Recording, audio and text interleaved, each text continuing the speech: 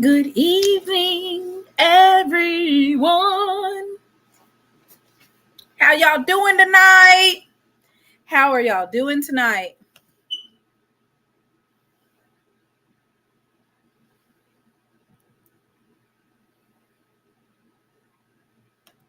Yes, it's going to be definitely a packed, filled podcast tonight.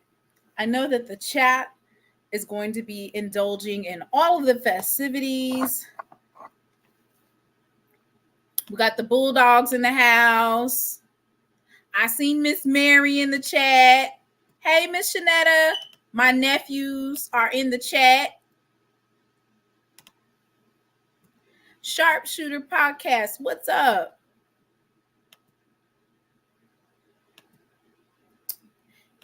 Avis, are you requesting people to come up here and talk, or are you just clarifying?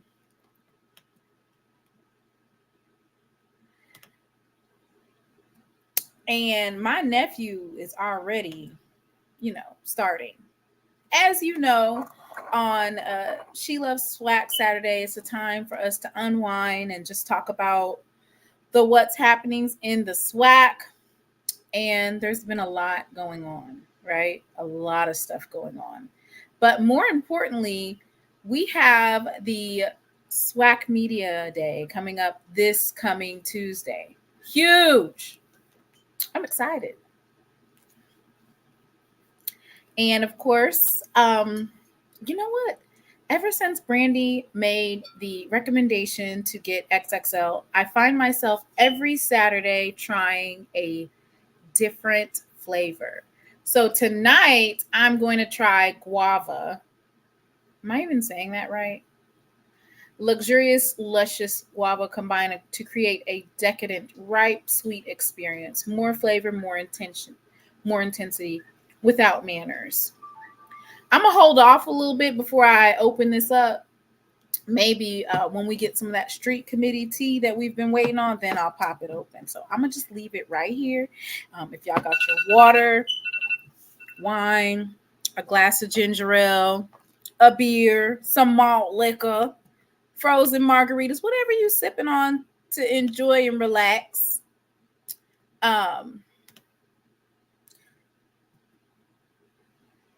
Thank you, Miss Katie. Listen. Okay, Jay White said he's got the alkaline water. The alkaline. I like alkaline water too. So, they said Tyler Perry wrote today's script. I'm not going to lie. That toupee that Trump wears, it's definitely Tyler Perry-ish, right? He usually has that toupee flying around, right? And it actually looks like something that would be supplied at Tyler Perry Studios.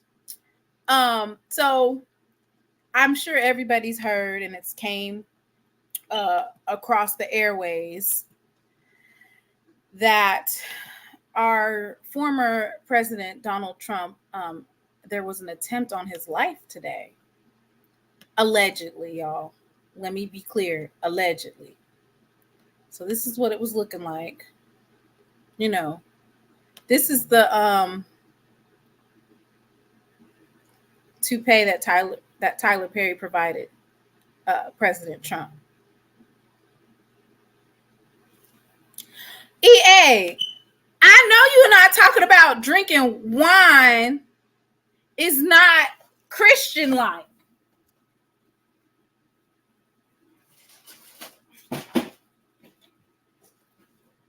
Must I remind you what Jesus did? He turned water into wine. Water into wine. Okay? And I guarantee you, the wine that Jesus made, it wasn't no 16%. That godly wine. So don't do me like that. Don't do that. Don't do that. Yes, Jesus turned water into wine.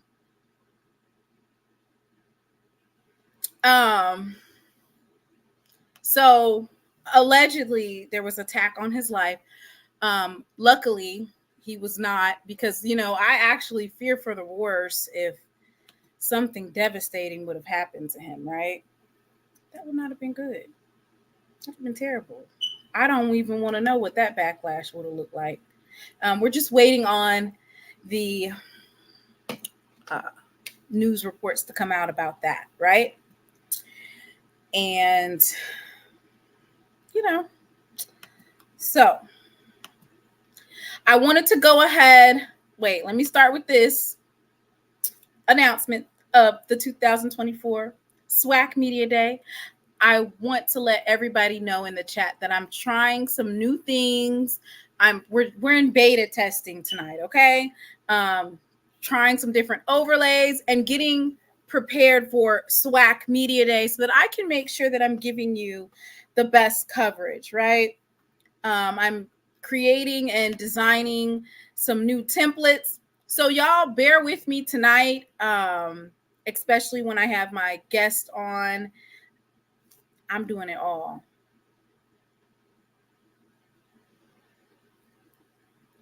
Lord.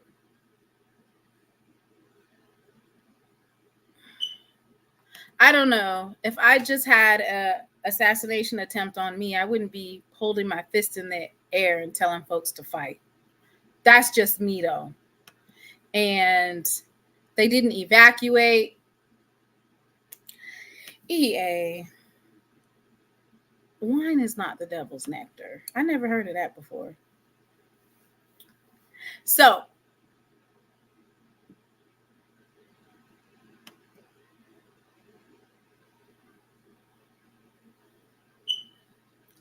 I'm going to say no comment, but that's the comment, right? I'm not going to say it, but yes. So, and don't worry, you guys, I'm so excited because guess what I have for tonight? Whenever Mr. Drop the Link appears, this is what I got for him. It is a report for or from the street committee. So we'll be waiting for that. Whenever he says drop the link, right? All right. So let's get into the show now that we've had all of our pleasantries and we've had a chance to talk about what's what. Let's start the show off with something interesting. We have the 2024 football HBCUGo schedule. So, as you know, there were several, I would say, good matchups that were left off of ESPN. And HBCUGo has released the football schedule for the games that they will be picking up, right? So I'm getting ready to drop the link for the SWAC news article where they basically announced the schedule. And then we're just going to go through it, right? And we're going to talk about it. Yeah, Jay got his camera set up. And EA over here in the comments giving live updates. Oh, Lord. I just prayed to God that EA is not one of them. They had to take somebody out. Right? Or am I wrong? Am I wrong? I was thinking that, when you have one of those types of things, you got to have a scapegoat. I want to say actually 2 people passed away, but I just have a couple of questions. Like, why didn't everybody run? They were acting like they weren't even scared. Like it's literally like a sniper or something that tried to shoot somebody. Why y'all not scared? They were not scared, okay? And that concerns me. I'm also going to drop in the chat an HBCUGo link that you can basically get updates, right, about the football schedule. Okay? Now, let's get it started. So, they are streaming several D2 games. The SWAC and the CIAA has several games on the roster.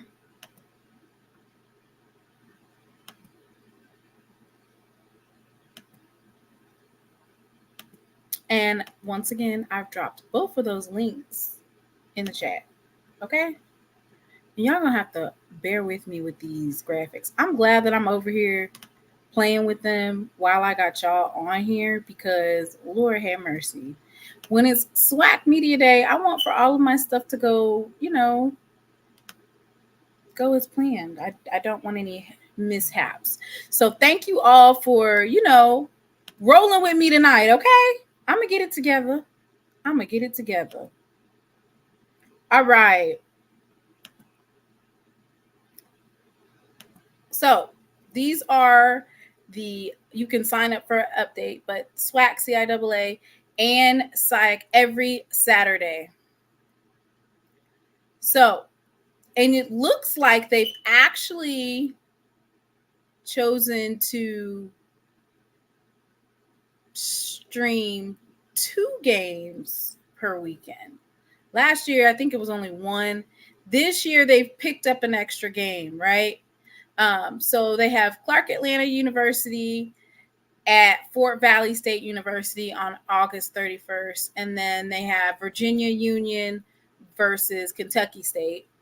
You can watch on either HBCUGo or on the Grio. Then they have, which I think that this might be a little mishap or a mistake, but, I can understand that.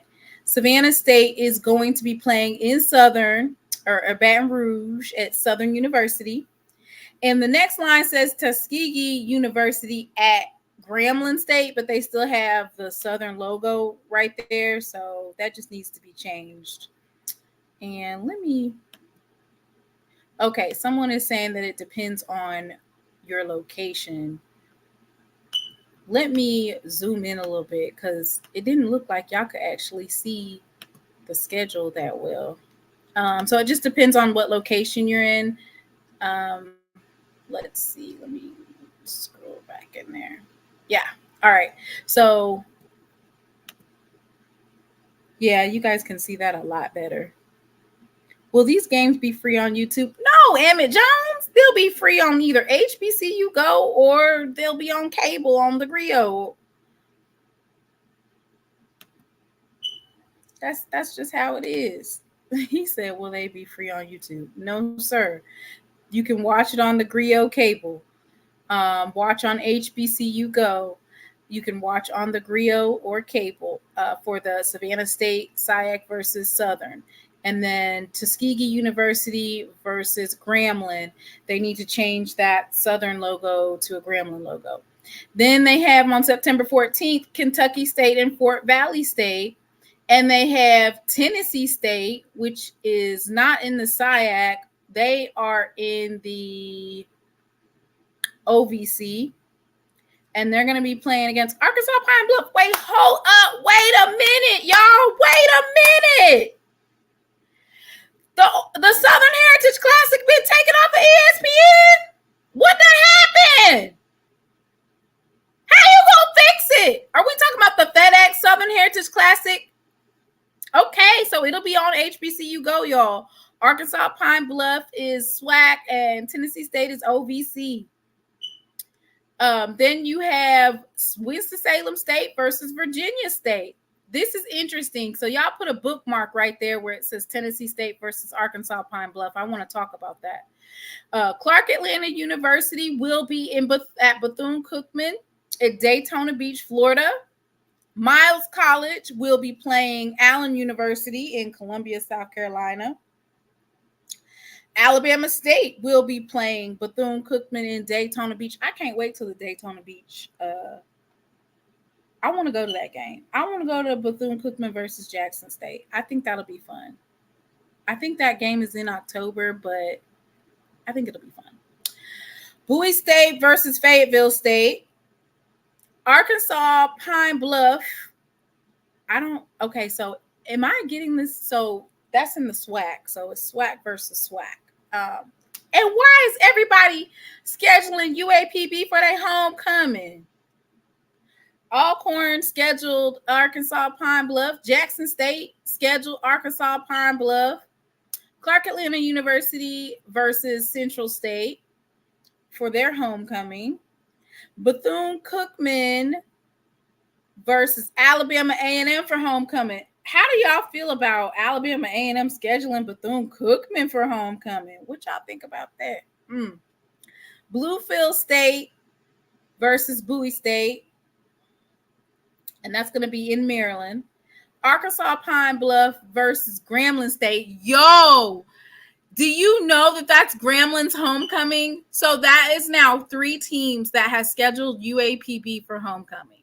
They scheduled, Jackson State has them scheduled for homecoming. Grambling has them scheduled for homecoming. And Alcorn has them scheduled for homecoming. Wow. Johnson C. Smith versus Winston-Salem State. Jackson State University versus Bethune-Cookman. And of course, that's Bethune-Cookman's homecoming. Benedict College versus Fort Valley State. Southern University versus Alabama A&M. Virginia Union versus Virginia State. That should be a heavily attended matchup. And then we have Jackson State versus Valley. That's going to be in Jackson, Mississippi. Mississippi Valley versus Florida A&M. And then the CIAA championship is to be determined. Alabama A&M versus Valley in Itabena. That is going to be a really good game, a really big game, right? Texas Southern versus Arkansas Pine Bluff. So that is the schedule. Okay? Yes, I want to go to the Bethune-Cookman one. And then I guess there may or may not be talks for Lane.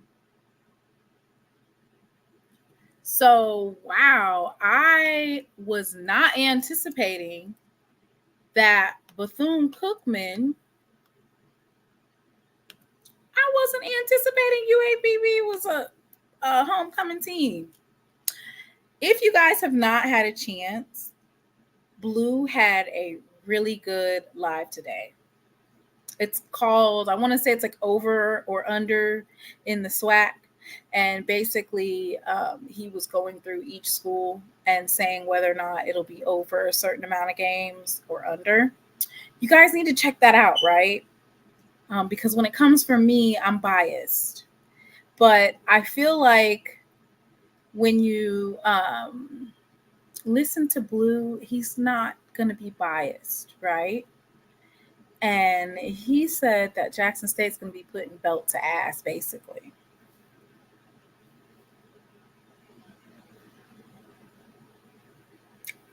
I didn't say it. Blue said it. So you guys need to go watch his channel, right? Because he's unbiased. He knows football. He broke it down. And if you guys want to watch it, you'll be able to get an unbiased opinion based on his analysis. And if it comes from me, it's biased. But if it's coming from Blue, it's not biased, right? So if Blue says that Jackson State potentially can win more than 9 games, then what does that say about my prediction? No, he did not. Now, I'm not going to say I agreed with everything, right? Because can anybody name even one coach that is a first time? I'm not going to say first time because Coach Colsey's been a head coach before. Have you guys ever, or can you name in the last 5 to 10 years, a new first year head coach winning more than 7 games in their first year as head coach in the last 5 to 10 years? How many have actually won more than 7 games or won a championship in their first year? Even Dion didn't win. That spring football that he played, he didn't win. So you can't just expect them.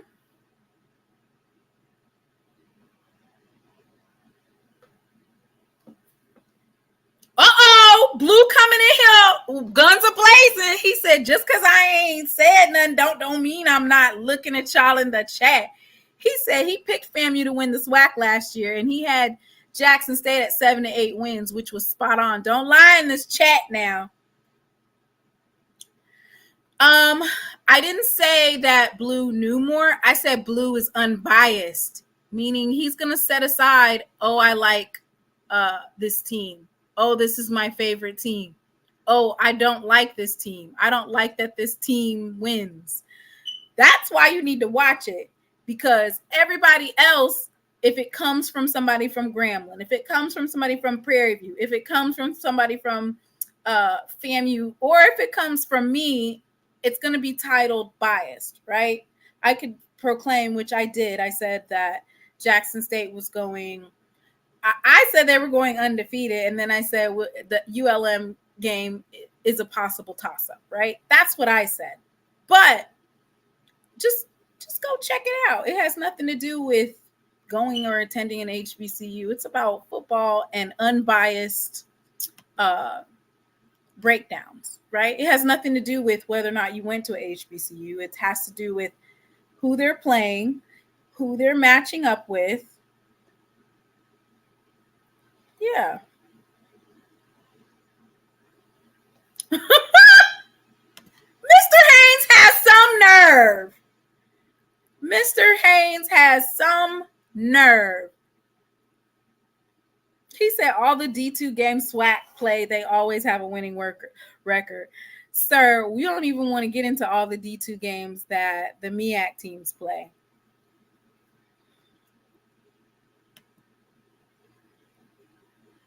Okay. And I would also like for everybody to please, we had a great live last night. Or it was yesterday during the middle of the day. We got that breaking news, right? The breaking news of, I got the news, but I decided to wait until the official announcement came out, right? So I scheduled my live yesterday for 2:00. And of course, that is the resignation of Larry Robinson. I don't want to really hone in on FAMU that much, right? Because it's almost like beating a dead horse at this point. Good Lord. It's if it's not one thing, it's another. And we, the people of the SWAC and HBCU spaces, we just want to know. How you gonna fix it? You done messed me up the television.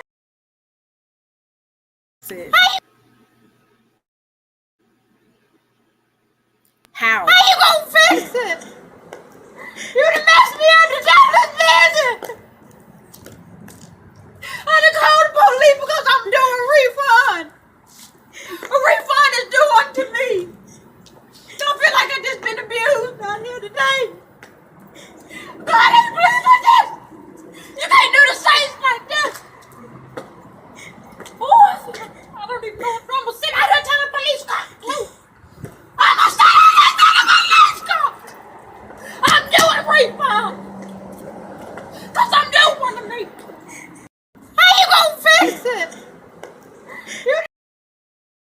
how are you going to fix it, right? So, it's a great live. There's some digs in there because that's what SWAC folks do. But we also had a really deep conversation, right? We talked about a lot of different stuff. So make sure that you check that out, right? I just know that y'all are going to rise, right? I know you're going to rise. I was going to play some of the music that I usually play. I just decided not today. I'm going to let y'all live today, right? So, moving right along. As I previously stated, I'm practicing, y'all. I am practicing getting ready for SWAC Media Day with my various templates, trying something different.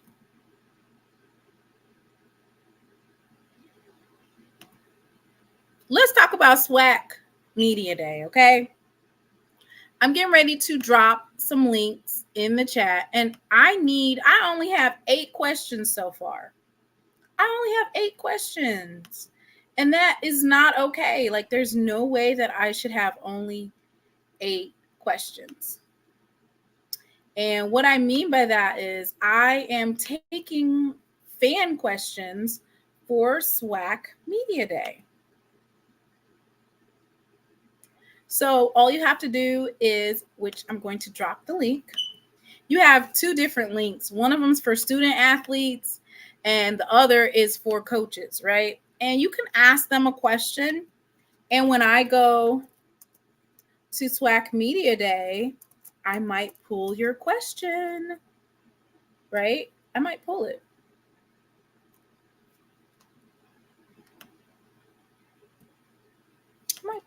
I might pull your question and I might read, like, okay.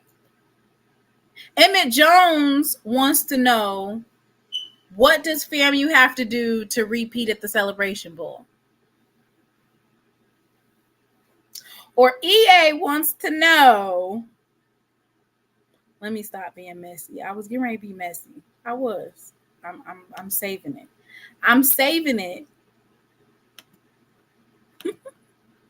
I'm going to save it, y'all. So I'm getting ready to drop those, right? So I would love for everyone, even if you just asking a question specific to your coach or your student athlete, I would love for you guys to participate, because I only have 8 questions. So by the end of this live, I should have like, I don't know. I think I should have at least 35 questions. So this is for the coaches. And let me get the one for the student athletes.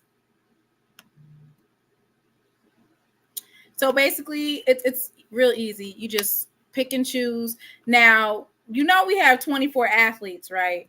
So basically what I did was I put each school and both of the student athletes on one.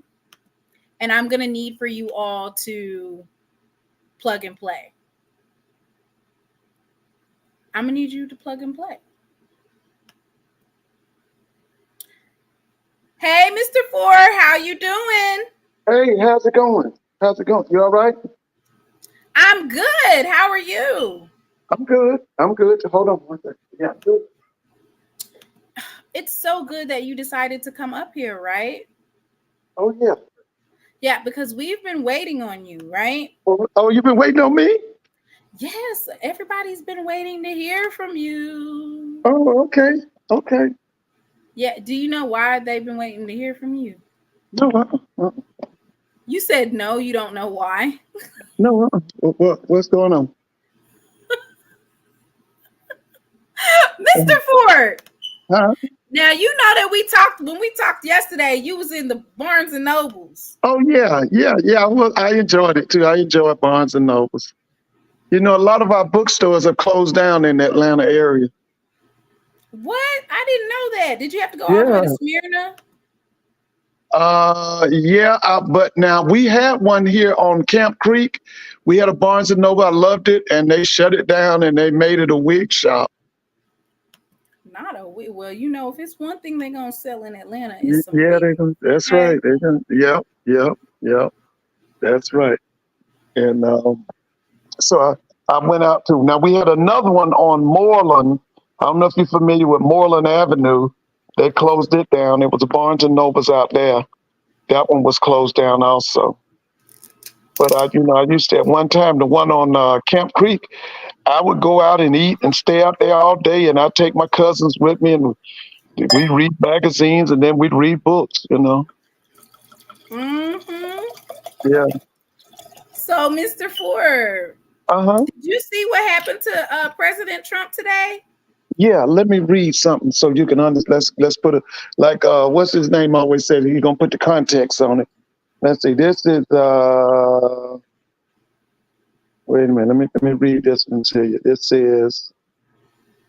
is from Revelations chapter 18, and this is verse 6. It says, "Reward her even as she rewarded you, double unto her, double according to her works. In the cup which she have filled to her double. How much she has glorified herself and lived deliciously, so much torment and sorrow give her. For she saith in her heart, I sit a queen, and I am no widow, and shall see no sorrow. Therefore shall her plagues come in one day, death and mourning and famine, and shall be utterly burned with fire. For strong is the Lord God who judges her. And the kings of the earth who have committed fornication and lived deliciously with her shall bewail her and lament for her when they see the smoke of her burning. Stand afar off for the fear of her torment, saying, Alas, alas, the great city Babylon, that mighty city, for in 1 hour is thy judgment come." So to me, that kind of explains everything. Well, you're gonna have to break that down for us because it sounds like you over here near the Antichrist section or something. I don't know Well, where. that's dealing with Revelations. That's kind of starting to. That's the end of the world over there. well, yeah, a new world is it does talk about a new world coming, and basically what we saw today, we've been there's a sword, there's division in this country, and we kind of like been having a covert civil war, and so today you saw the civil war is now it's overt. You understand what I'm saying? Right. So it's out in the open now. It's out in the open now. Remember that movie? It was a movie called Civil War. I was trying to tell everybody, go see that movie. That movie was so relevant. It was called Civil War. I think you can get it on your regular TV now. You have to stream it. But that thing was very relevant. Wait. I did go see that. You told me to Oh, go you see didn't? it. Yeah. I did go. You said go see it. That was where I did go see that. Okay. So basically for Civil War, what happened, which, truth is stranger than fiction, right? Yeah. Oh, yeah. So basically the premise of Civil War was the president decided he's not giving up the White House. Yeah. There you go. So you have the people who support that, and then you have what they call one of them called them it was the federal government against the Western Alliance. Yeah.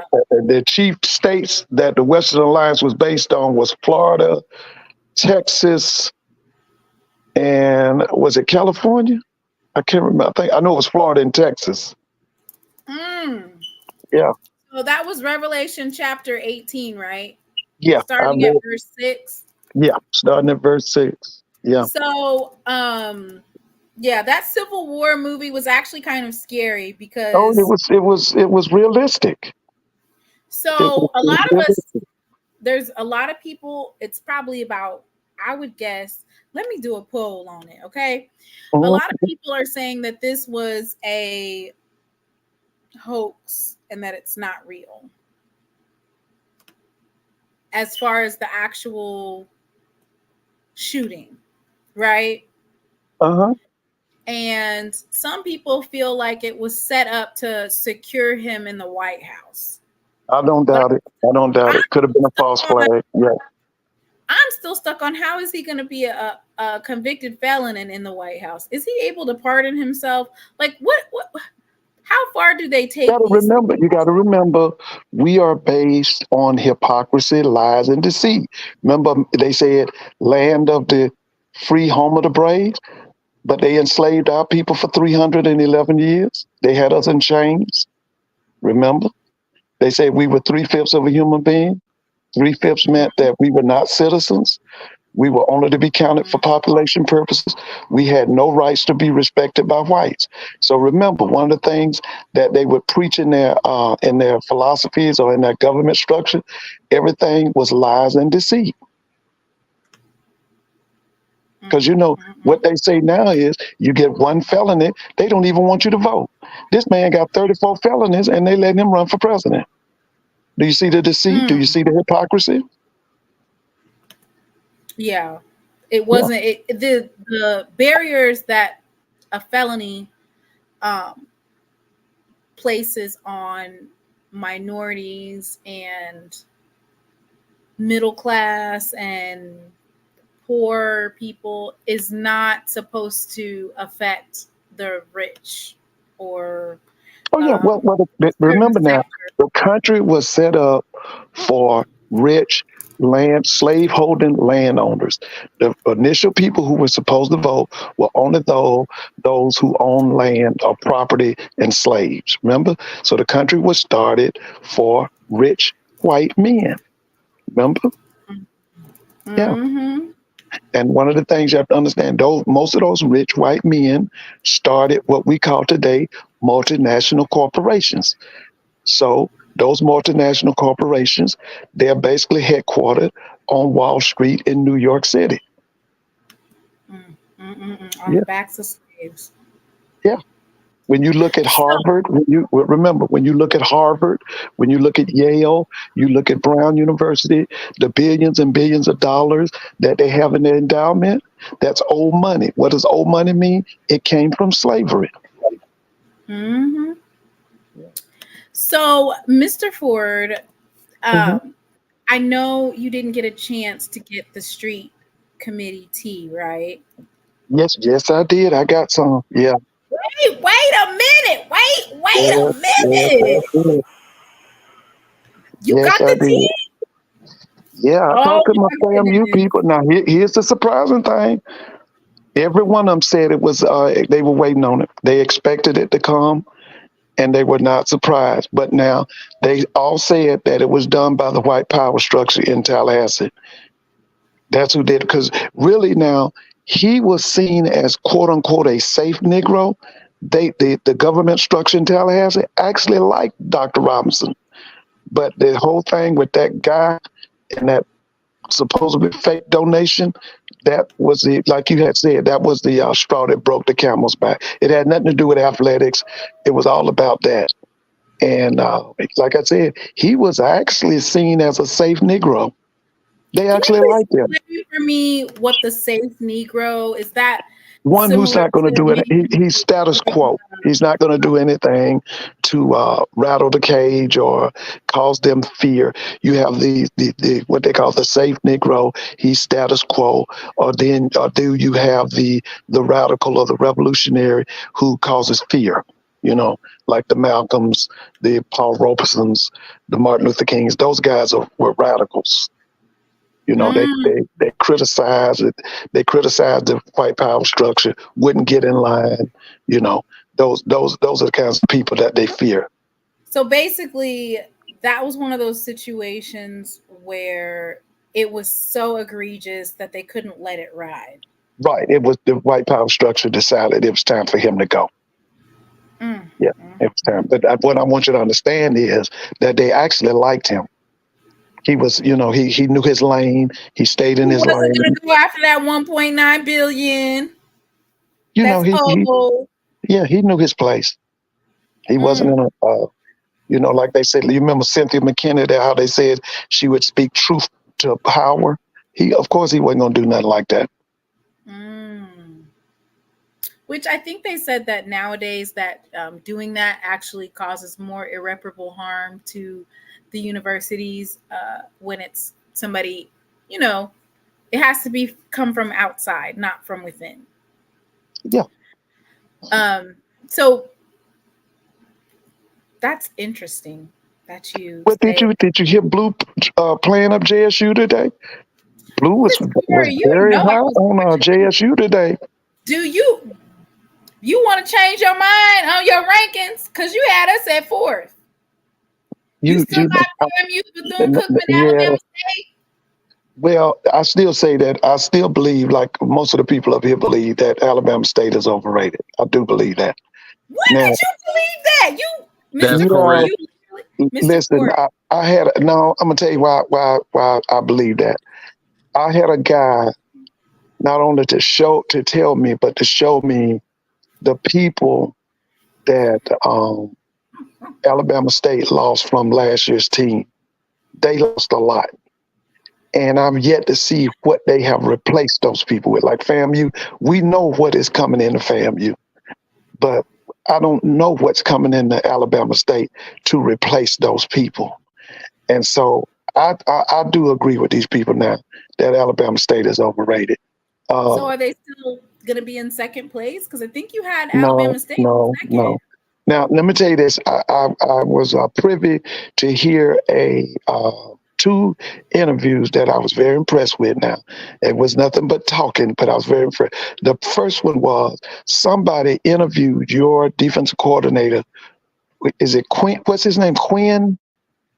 Lorenzo Quinn. Mm-hmm. Oh, I was very impressed with what he said. I was very impressed with him. But I mean, talking is talking. The other person, I had an interview today, with Terrence Graves at Southern. I was very impressed with him too. I was very impressed with him. Now, here's the thing, and we're talking about this today.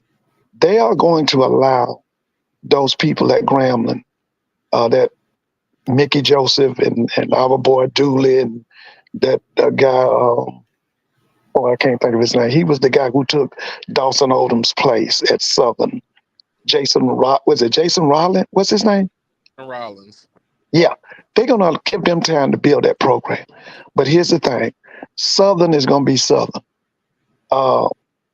Terrence, even though he has like a 30-year affiliation with Southern University, he's on the clock. Because Southern going to be on the clock before you even ink the deal. Because it's because of their expectations. Remember, listen, I've said this. I've said this. Jackson State, FAMU, Southern University, Grambling. Well, in this case, I'm going to take Grambling out. North Carolina A&T. Those fan bases are impatient. They will tell you they will give you time to build a program, but that's just something said. They will basically give you maybe 1 or 2 years. If you don't produce it 1 or 2 years, you got to go. Yeah, listen, I'm telling you. If that's the case, I don't want to hear anything about people complaining when Black coaches only get 1 year or 2 years at the PWI level. I'm trying to tell you, Terrence is on the clock, but he knows it. He knows it because he knows the culture. He understands the fan base at Southern. He's been associated with them since the early 1990s. He knows Southern people. Okay. Southern is a hard crowd to please. They was at the whole thing talking about Fire Dooley. Yeah, they was. Fire Dooley. Yeah, I knew, and I'm not bragging, but I knew that Dooley wasn't. He was not the right person to be the head coach at Southern. He was not that person. How you doing, Mr. Ford? Hey, man, how you doing, Doc? You all right?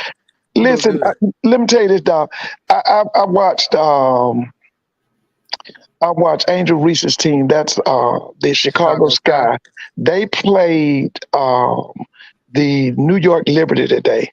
And I was so disappointed in Teresa Witherspoon, her misuse of your homegirl today. That girl, she basically set that girl down. You know who I'm talking about. The girl from Texas A&M. Is that Sinead? What's that name? Kennedy Carter. She should be starting and she should be at the point. Oh, yeah. And she set that girl down. Playing Mabry or who was the point?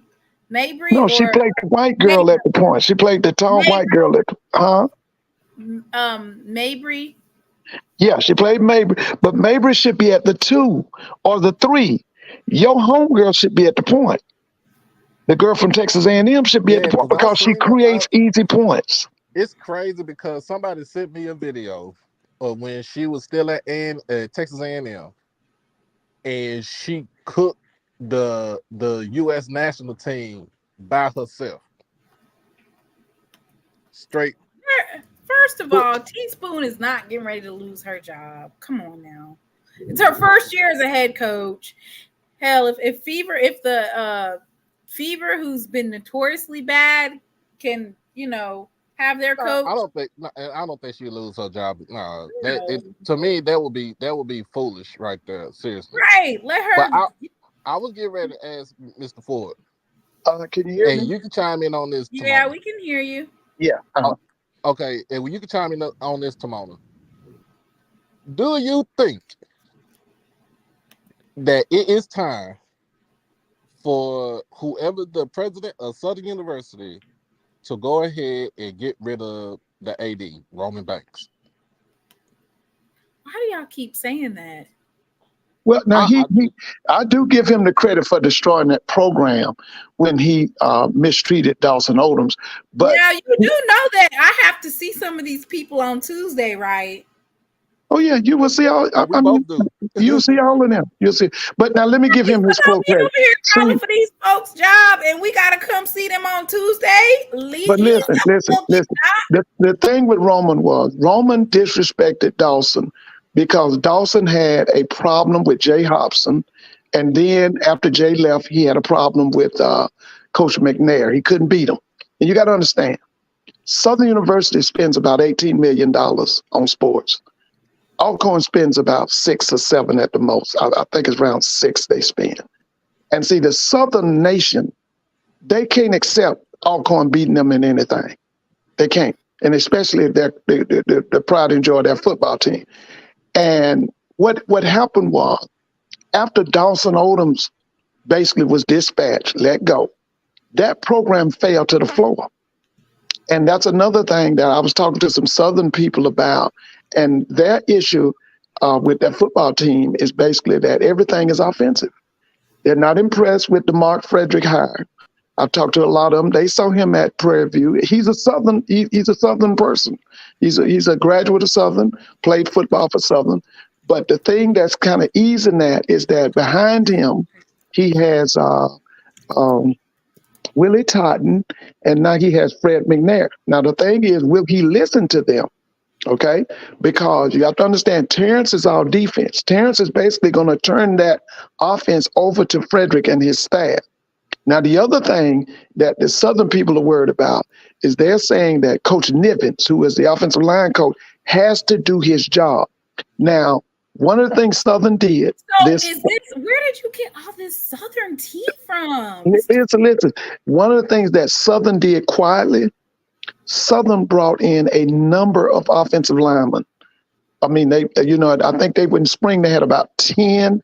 They might have tripled that number right now. They brought in a lot and they did it under the radar.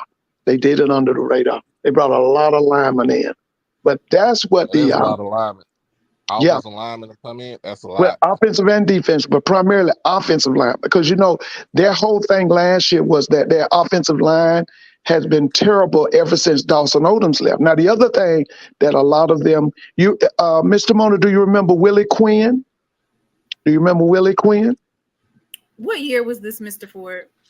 Willie was there maybe, Doc, what you think, about 5 years ago? I think so. Well, the reason I bring up... Where did he go, Mr. Ford? Let me. The reason I'm bringing up Willie Quinn is because under Dawson Odoms, he was a coach who put a lot of emphasis on special teams. Willie was a special team superstar down at Southern. And after Willie left, they had another kid, 13. He was kind of a tall kid. He was also a star on the special team. Well, once Dawson Odoms hit the door, their special teams have not been outstanding. And that's one of the things that they are asking about is that will Terrence bring back the greatness of Southern University's special teams, because under Pete Richardson, and he was trained by Pete Richardson, they were really good on special teams. When it came to punters, they always had punters who would in the top 5 in the nation. They always had great punt returners, great kickoff returners. They were really good under Pete Richardson and under Dawson Odoms in the category of special teams. And a lot of their people, because one thing I got to say this, and I need y'all to understand this. When it comes to Jackson State, Florida A&M, Southern, Grambling, North Carolina A&T, the fans are very smart.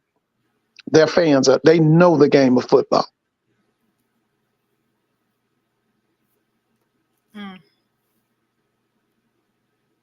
I just had to put that out there. I'm not trying. I know we got to see these folks on Tuesday.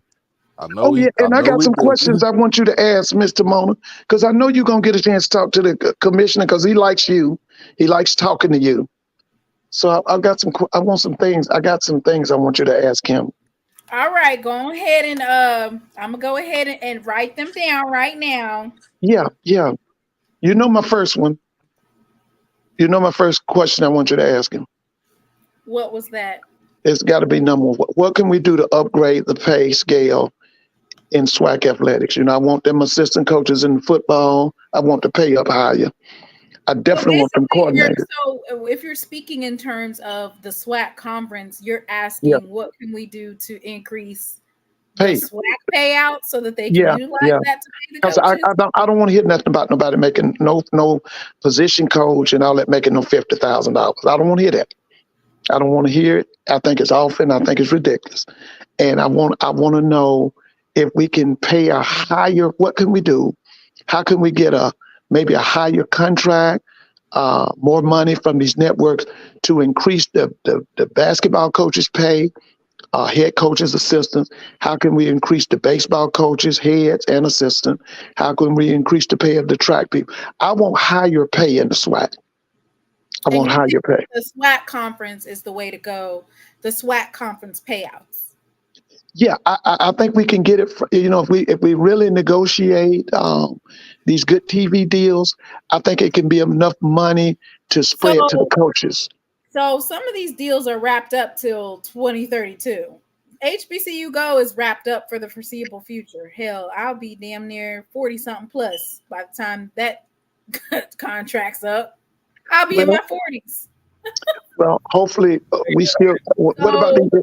Well, listen. When's the ESPN contract over?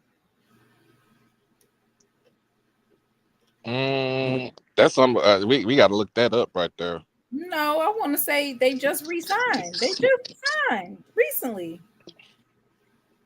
Was it last year or was it the year before when they actually did the actual deal with HBCUGo? Would I say 2? Would it say 2 years ago? So in terms of like the Celebration Bowl, it looks like they signed that in 2021. So when is it over? When is it over?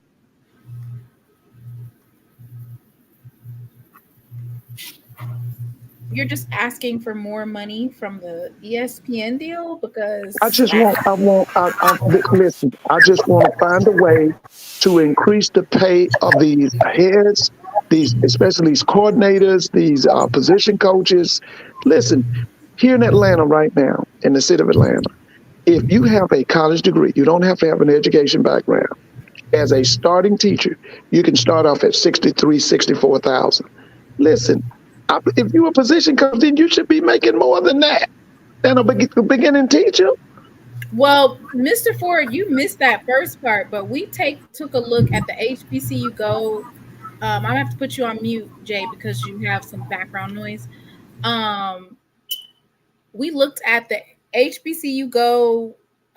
First of all, they're basically having 2 games per Saturday, so that's good. They picked up an extra game, but it was interesting to actually see the Southern Heritage Classic on HBCUGo, right? Yeah. Because they used to be on ESPN. And then I want to say 1 year they basically used Facebook Live. Yeah, I remember I remember the Facebook Live. I remember that. Yeah. Oh, Yeah. yeah. Tomorrow, I was about to tell you. I was about to say with the Southern Heritage Classic. A couple of years ago, they were on the regional network for Fox Sports in Memphis. Of course, yes, they were on the ESPN Plus platform. And then that one year they were on they did the Facebook Live where they kind of messed up. Everybody questioned about it. Um, but I think it's good to have it on HBCUGo. Like literally, it is good. I do think that that's a great opportunity. HBCU Go, it was announced that we have a $120 million 10-year deal, right? So it's $12 million a year, $1 million for each school.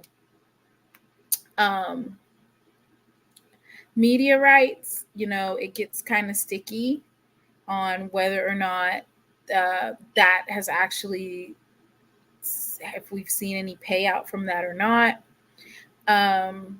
But I do think that some of these schools have to promote their brands. They have to do what? Promote their brands, utilize, get naming rights for the stadium, sell naming rights. Okay. Yeah, that's how you're going to get some money. Right. Oh, yeah. Well, like I said, I see if we can increase the pay of our coaches, we can attract a better or more qualified candidate. Because like I'm telling people now, we have outstanding athletes in the SWAC. Okay, we're in the midst of a golden era when it comes to the players that we're attracting. But here's the thing. It's going to boil down to who has the best coaching staff, who has the best AD, who has the best faculty rep, who has the best president. That's what it's going to boil down to. Okay? You get what you pay for. Right. You get what you pay for. Well, then we need to... If we're Division I, listen, our offensive and defensive coordinators shouldn't be making less than $100,000. So here's the thing, Mr. Ford. This is the one thing. I mean, it's kind of like almost like beating a dead horse, right? HBCU institutions aren't able to carry a deficit, especially in athletics.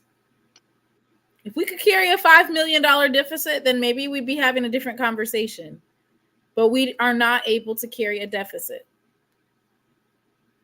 And we don't understand that. I understand that. But I still think that we have to take care of our coaches. I understand what you're saying, that we can't carry a deficit. But I'm just saying, we can't skim on their pay. We got to pay. If we want these people to produce championships, then we got to compensate them. I've said this over and over. We got to pay these people.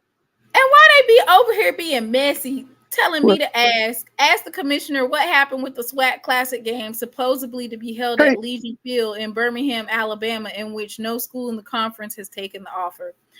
So is this Perry from Southern? Sudden? Yeah. Listen, Perry, I love your co-mate. Is it Brandy B. Harris? She's brilliant. I love her. I watch your show. I think it's called the Southern Journal. Y'all do a good job up here. Y'all do a good job. I listen to you. I try to listen every Saturday morning. I love that Brandy B. Harris. Yep, that's Perry from Southern. Perry. Yeah. Is that a question that they should be asking? Huh?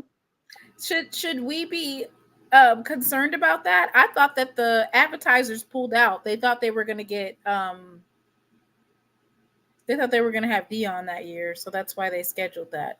Southern versus Jackson State, and then when Dion left, the advertisers pulled out, allegedly.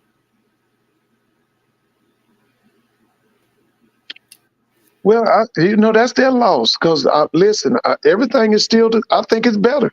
I think football in the SWAC is as good as it was, or better when Dion was here. We got good players. We attract. Like I told you, all I'm saying is this: we're in the midst of a golden era. We have personnel. We have players. Okay. My thing is, these people that are over these kids, we got to compensate them people. You know, like they always say, if you're going to have the best teachers, you got to pay them. I'm saying if we're going to have great coaches, you got to pay them. Where are we going to get the money from? We got to listen. So what's the other question you want me to ask the commissioner? All I heard was, what can be done to increase the payout, the SWAC conference payouts, so that we can have more money from the networks to increase assistant and head coach pay? He might just be okay. The other question I really is it any way we could operate without ESPN? I'd like to know that, because if we could, I would like for us to eliminate ESPN. Mr. Ford, you want me to ask the commissioner? Yeah, ask the commissioner. Relationship with ESPN. I would just like to know, is there any way we can go our separate ways from them? Could we divorce from them? If not, I understand, but I'm just saying, is there any way we can? A question could be, Mr. Ford, is there any way that we can strengthen the ESPN deal? Is there any way that we could increase? Well, I don't like the ESPN Plus thing. I don't like that. I know a lot of people do like it. I know that, you're saying probably, well, why don't you just get it? But I really would like for us to go, if we could go in a different direction. I'd just like to know if we can, and can it be done? I really would like to know. I'm not asking. Okay, next question. I'm not asking that question, Mr. Ford. You're not going to ask it? Okay. I'm definitely not asking, hey, is there any way that we can get rid of this ESPN deal? I'm not asking that. Yeah, I'd like to know. Can we operate without them? But my third question is, presupposing, and we're not hoping that in it, presuppose he moves on or something happens to him, who are the top 3 candidates that he would pick to succeed him as commissioner of the SWAC? I just want to know. These questions are absolutely ridiculous. He just signed to be Mr. Okay, Ford. but things happen. Listen. Like when you have a king and the king has a succession to the throne, usually it's the oldest son and then the other son, or maybe a daughter son. I want to know, if something happens to him, who does he recommend to take the position as commissioner of the SWAC?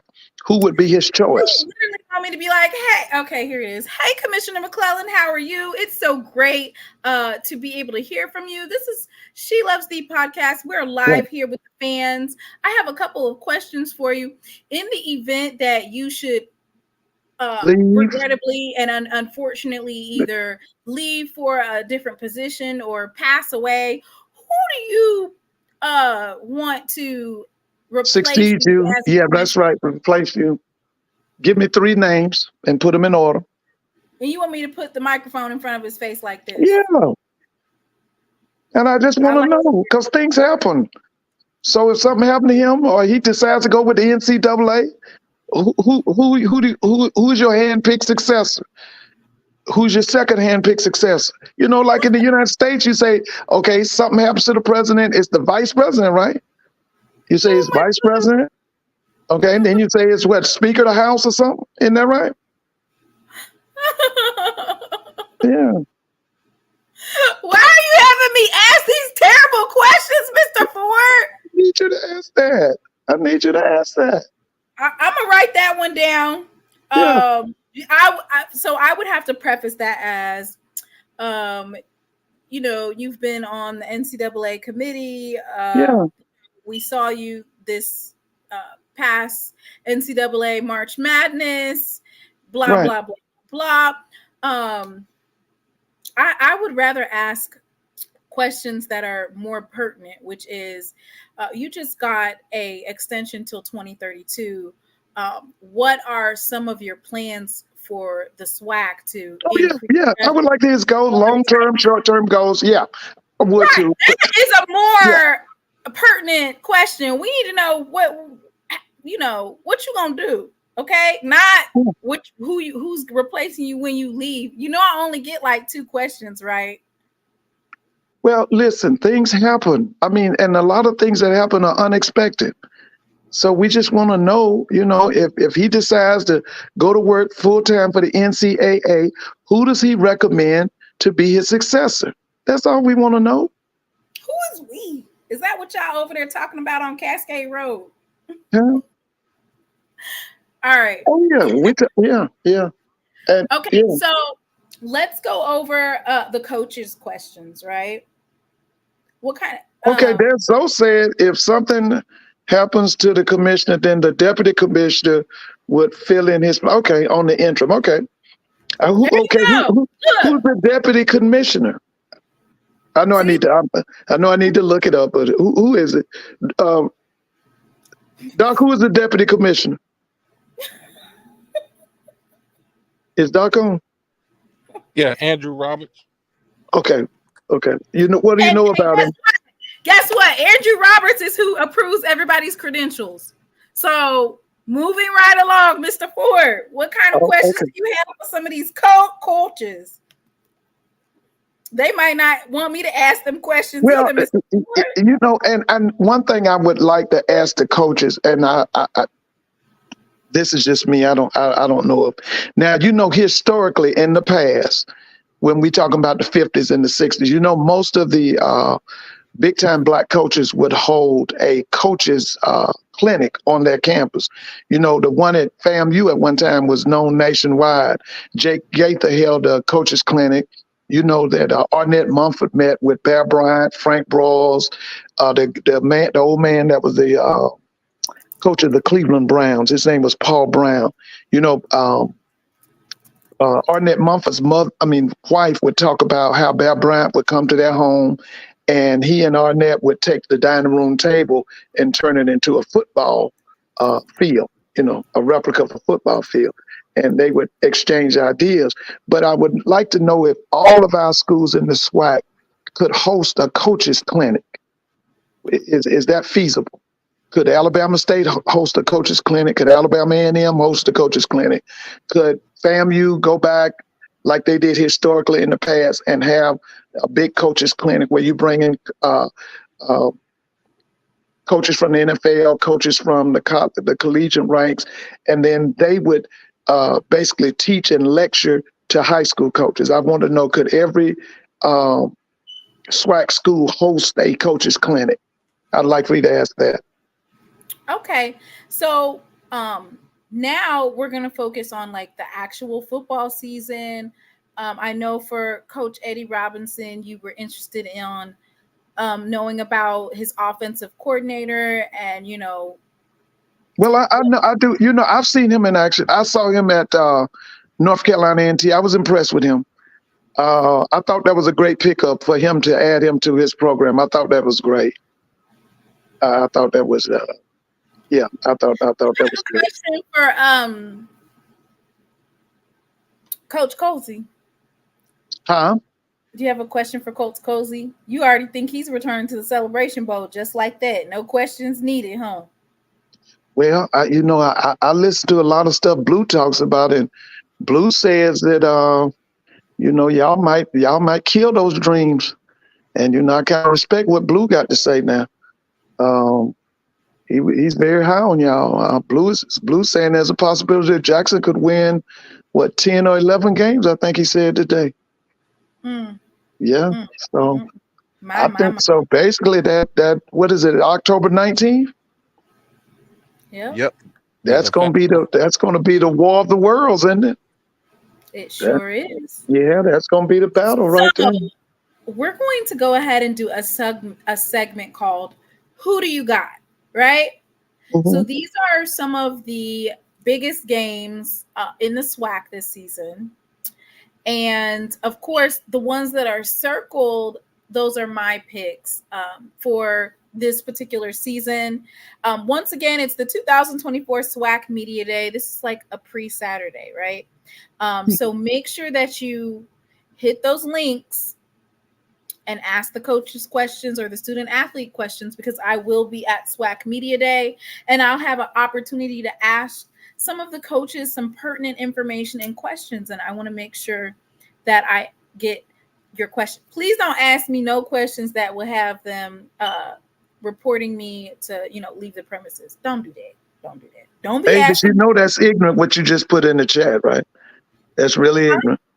The SWAC What? needs to drop. He says the SWAC needs to drop 14 FAMU, BCC, Alabama State. That's real ignorant, Avis. That's real ignorant. So, Grambling versus Southern. Mr. Ford, who you got? Grambling versus Southern. Oh, man. And you know that's family. That's a Ain't war. you a G-man? Oh, man. Ain't you a G-man? Yeah, that's a war right there. The fact that you're thinking about it. Yeah, let me see. Of course, I'm pulling for Grambling, but I think Southern should be favored. Doc, who you got? Grambling versus Southern. These are the biggest games that are going to be in the SWAC. I'm already set my piece on it. I have Grambling winning this game. Jay. Hello, can y'all hear me? Yeah. Yeah. Yes. Yeah. Okay, sorry about that background noise. It was storming outside, and it was like 10 lightning strikes back to back. Oh, Southern gotta go to the hole. Oh, they going to the hole? Yeah. Mr. Ford, they going to the hole. Who is this now? Southern versus no, they don't. But it's in New Orleans. Who Yeah, said that's they a gotta Bayou go to the hole? Classic. Oh, yeah. That's Everybody Emmett say Jones. the Is that Emmett Jones from FAMU? I think he's from FAMU. You know them snakes don't know nothing. I'm pulling for Grambling to win this one. Ooh.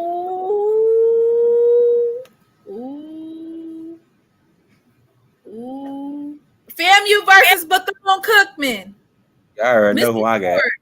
After you listen FAMU. even after you listen to to Blues Live, you still got FAMU. Yeah, I got FAMU. Listen, you know what they always say in sport? Until somebody takes the champion out, you go with the champ. If they the reigning champions, somebody got to take them out. Until somebody takes them out, it's FAMU. I'm with FAMU. They getting taken out week Okay, one. well, that's what I'm saying. Well, I'm waiting for somebody to take them out. Until that happens, it's all about FAMU. Okay. Yeah. Miss Mary says the Rattlers. Yeah, the Rattlers. They the defending Celebration Bowl champions. This is Grambling heavy in here. We got Grambling. Grambling is the G-Men is back. That's what you said. The G-Men is back. The G-Men. Okay. This is a very, very important game. Okay? This is for... And you know, Hugh Jackson is in Atlanta. You know that, right? What happened? You know Hugh Jackson is in Atlanta. Where? He's at Georgia State.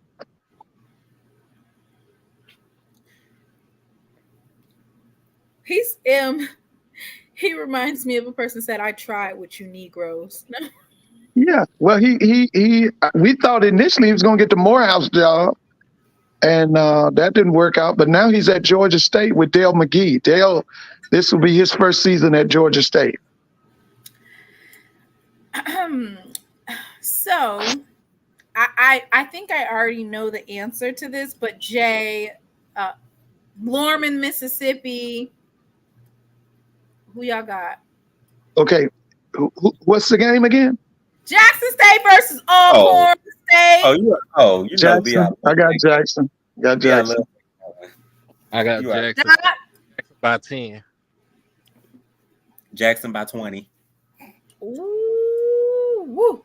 If Texas Southern can put 40 up on Alcorn, it ain't no way. Alcorn had a bad day. You can't. The bad day cost them their trip to the SWAC. That's right. It cost them, but they had a bad day because they were rolling. Uh-oh. Mr. Moore, he's over there talking about Alcorn on the reservation. How about Alcorn in Mumford? Does Alcorn play at Southern? That's going to be a big, yes, that's Southern's homecoming. That's a big one. So while Mr. Moore is over here talking about Alcorn on the reservation, Alcorn in Mumford. How about that? I got Southern. I don't see them letting them come in there and beat them. Dang. I got Southern. I got Alcorn. I got Southern. A quick question. Yes. How did Julian become a mod? Julian, the Arsenal cousins. Mm-hmm. So the Arsenals are, they're not new to the channel, but they've been bringing family members. And, as a SWAC affiliated channel for SWAC Saturdays, he's a representative of Southern. Well, this chat saying that he's abusing his rent. Did you see Miss Mimi? Mimi is from Meharry and Tuskegee. What is it? Tuskegee. Mm-hmm. I saw him in the chat. No. Avis, Timona, he put Avis in timeout. Is this? Yeah, they saying Julian is abusing his rent. How do you know Avis? Wow. Anyway, I'm not into them chat wars. I'll let y'all handle that. Oh, they gonna meet me right there. They gonna be hey, Mimi. Arsenal Doucette, Mr. Ford. We have Tuskegee and Meharry graduate in the chat. Oh, She's her cousins are from my sister's a Tuskegee graduate. Okay, yeah, she's in the chat. Oh, yeah, we love Tuskegee now. We love Tuskegee. They call it the pride of the swift-growing South. Yes. Yeah, Macon County. After we finish, who do you got? We're going to talk about a couple of teams that are officially D2. Doucette. Oh, yeah. Well, I thought it was Doucette. They said Julian did. How do you take people out of timeout? Now, Avis, he is a live wire, but I'm sure that he didn't do anything that was worth him being in timeout. Unless I just saw him coming. I think he out of timeout. Avis was a mod. How do you put another mod in the timeout? He's not. You can put him out in the timeout. You can? No, you can't. Yes, you can. I didn't think so. I ain't never do that. So next, y'all know I don't do none of that moderation wars. I really don't. Y'all handle the chat and cut up in the chat. Okay, Alabama A&M versus Alabama State. This implication right here, Mr. Ford, J, and Doc. This has some. That's Maynard's last stand, isn't it? This is either some repercussions or some over here. He better win that game. That's what I'm saying. Maynard's back is to the wall, isn't it? Yep, he better win. He better win that game. U-Haul gonna be coming down in the. Oh Lord! Tomorrow night, EA want a wrench? No, you're not getting one. I like Maynard. I hope Maynard can save his job. So, do you think that a win against FAMU in Tallahassee, as Zoe has announced that Alabama A&M will be beating FAMU in Tally? Do you think that's enough to save his job? Is that a win there? And okay, you said Zoe said FAMU will lose to Alabama A&M and Bragg. Yep. Okay, that's mental illness. Wait. Did he just say mental illness right there? Wait, Mr. Ford, what'd you say? He just said that mental illness. I'm done. Hello, Greg. Man, everybody want a wrench now. Look, everybody can't get a wrench.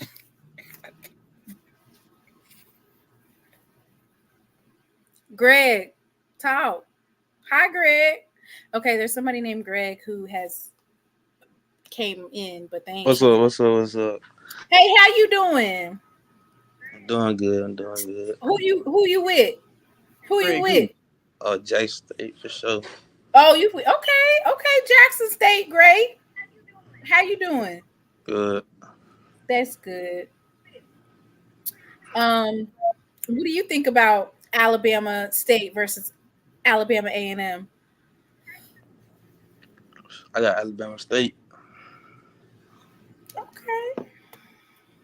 Why you have Alabama State? Their defense, their offense, the collective team. I think he's all of them. Okay, Prairie View versus Texas Southern. I have Prairie a feeling. Prairie View every year. What's the last 10 or 15? Chris Dishman is a former Oiler, right? So yes, I loved him. I love Chris Dishman. I love you, Blue. I was a big fan from the days of Baum Phillips. Yeah, I remember Chris Dishman. What do you think, Greg? Prairie View versus Texas Southern. Who you got? I got Texas Southern. Texas.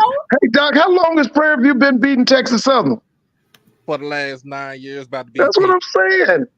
It's Prairie View. Texas Southern. Listen, it's just a necessary evil for them to have a football team. They don't care about football. Jay, who you got?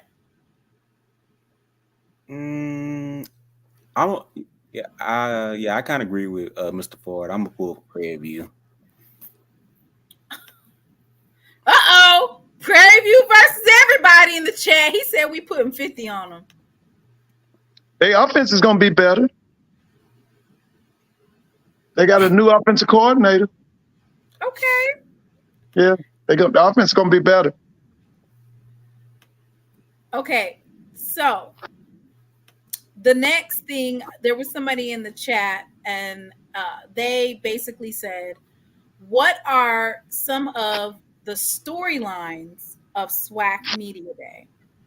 And so I wanted to talk a little bit about the storylines, right? Because there are quite a few of them. One of the storylines is, of course, I like the three teammates. Well, Eddie Robinson Jr. and Coach Bubba McDowell and Coach Chris Dishman, that they all were Houston Oilers, right? Yeah. Oh, yeah. Do you remember any of them playing? Yeah. Yes, I remember all of them. I remember them in college. Eddie Robinson played for Houston Markham. They won a national championship in Miami against A&T. Bubba McDowell was with the University of Miami, and he played free safety for the Houston Oilers. Chris Dishman came, I think, from Purdue. He was a corner. I'm trying to think. Did he wear 37? Doc, what was his number? Was it 37? Nah, his number, Chris Dishman, I think his number was like 25 or something like that. No, I thought that was Bubba. I thought Bubba was 25. Okay, hold on. Let me be.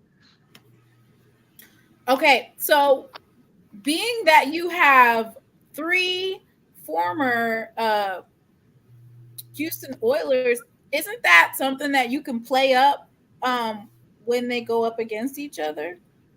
Oh, yeah, without a doubt. Yeah, they all know each other. They were all, they were all coached by Buddy Ryan, right? Weren't they all coached by Buddy Ryan? Yeah, on defense, Buddy Ryan was the head. Didn't they play for Jack Pardee and for, what about Jerry Glanville? Who was Jerry Glanville? You remember Jerry Glanville? He was the coach of the Falcons. He was the one that came up with what was called the Grits Blitz, where you'd put all 11 men on the defensive line, and you would man up on the outside. So I can ask them. I mean, they're the head coach, but I can ask them if they plan on implementing that Grits Blitz in any of their defensive or that 40. What Buddy Ryan was known for was something called the 46 defense, and he played instead of his linebackers reading and reacting, they were always blitzing, and he would cover up the center and the two guards, and he would bring those out the linebackers. They called it the 46. Remember that Bears defense of 85 with Richard Dent, Steve McMichael, Dan Hampton, Singletary, Dave Durson, Doug Plank. Who else is on that? Wilson. Otis Wilson, yeah, they had Wilbur Marshall. One of my Wilbur favorite. Marshall, yeah, they had a legendary defense.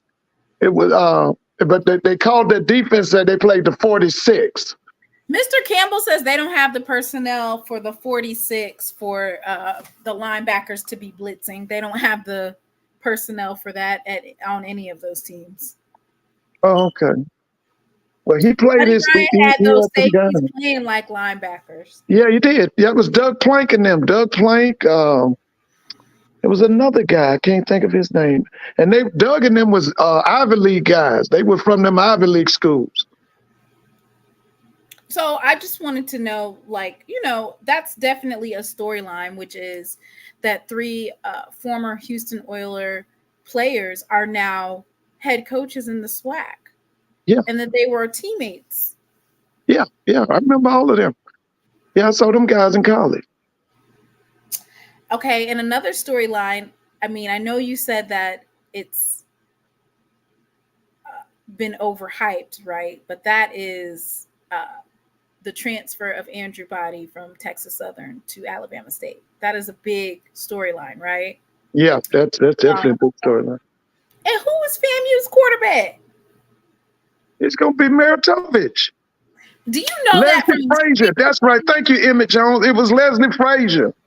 That's right. Leslie Frazier. Yeah. Yeah. They said Chris Dishman was number 28 with the Houston Oilers. That's right. He was number 28. That's right. Yeah. And I think Bubba was 25. So they just have like a lot of, so I would say that Texas Southern is probably one of the biggest question marks for personnel, right? I don't know nothing about them. I'll be honest with you. I don't know what's going on in Texas Southern. And I don't think they know what's going on. I think they just sitting back waiting on. Listen, they sitting back waiting on basketball season. I don't even think they care. Mr. Ford, this is SWAC Media Day. We're trying I to know it. I don't even understand nothing. The guy that's Granger, isn't it Kevin Granger?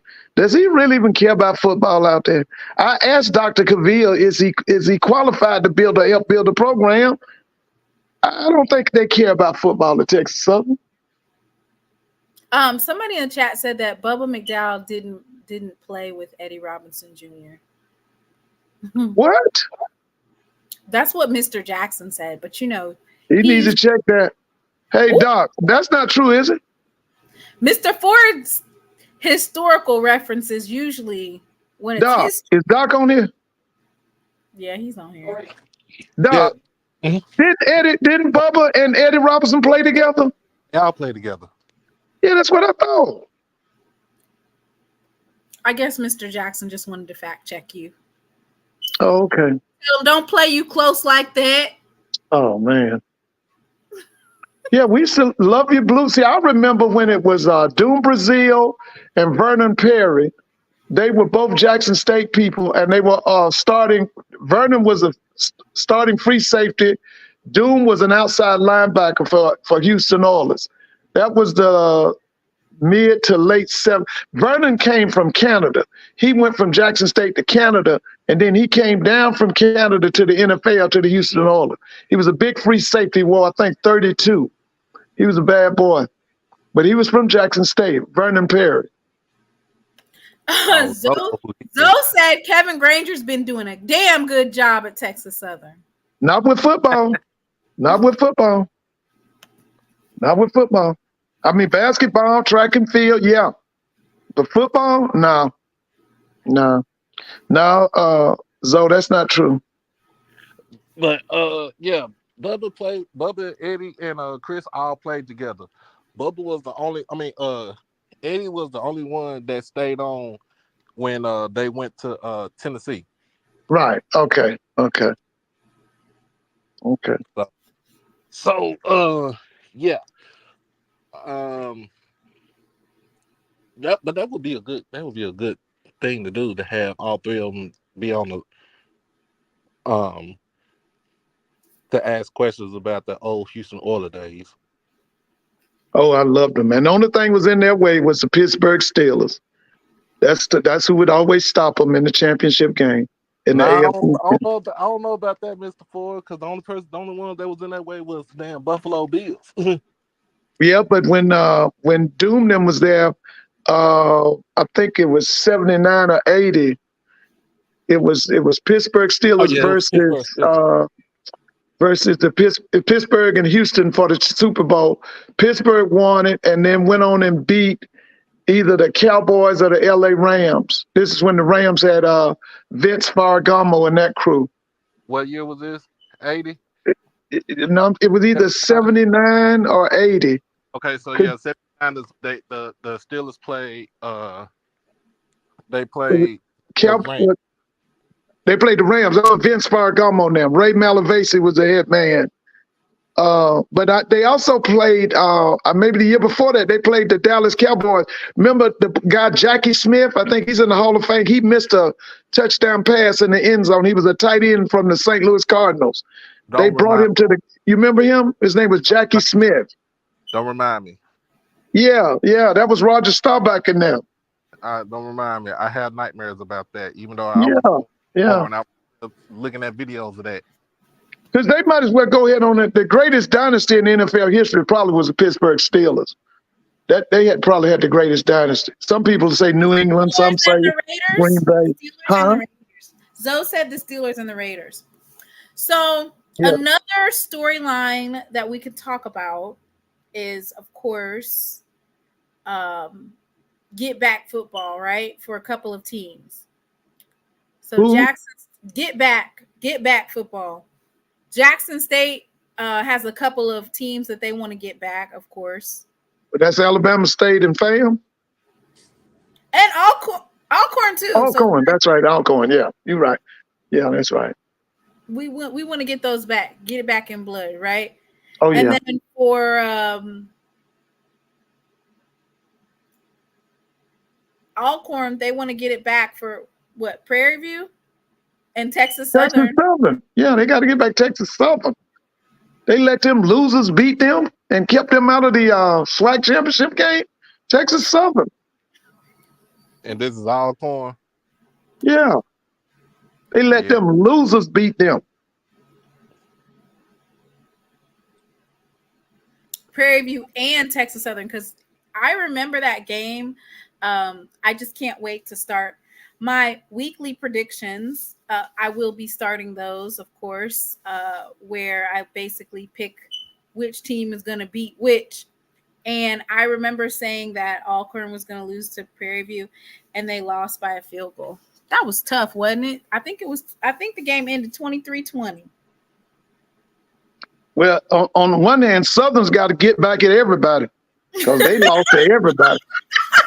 They got to get back at Jackson. They got to get back at FAM, Alcorn. Only somebody they ain't got revenge on is Grambling, right? They got to get back at everybody. They got to get back at everybody. Southern got to have a revenge tour. Y'all forget about Valley. They beat Valley, didn't they? They did beat Valley. Now I'm saying Valley losing like every game. Oh yeah. Well, I don't think Valley gonna get. Well, we'll see. I don't know. I know Southern needs a revenge tour. Yeah, I think that Southern's coming for FAMU's neck. Yeah, they coming for yours. Are they coming for Alcorn? We gonna let our tail. Okay, so Mr. Campbell was on Blues Live earlier, and he said that Alcorn is gonna let their tomahawk hang this year in football. And I said, well, since everybody's letting stuff hang, the snakes, they letting their snake hang at FAMU, they letting the tomahawk hang at Alcorn. We gonna let our tiger tail hang. There we go. Oh yeah. It used to be that you said it was the year of the tiger, but I don't know what happened. That's what Blue said today. The Blue saying y'all could do 10, 11 wins. How many games y'all play? 12? We all played 12 this year. We played 13 because we going to the. No, I'm saying, but regular season you play how many? 13, huh? 12. Okay, so he basically was saying y'all could possibly go undefeated. Y'all beat up the team out of Monroe, Louisiana first, right? They the first one. It's about making stupid plays, bro. That's all it is. Yeah. That's a bold prediction right there. Oh man, Blue was hawkish on y'all today. He was feeling good about y'all today. And I loved every minute of it, right? I Yeah. gotta go watch it, man.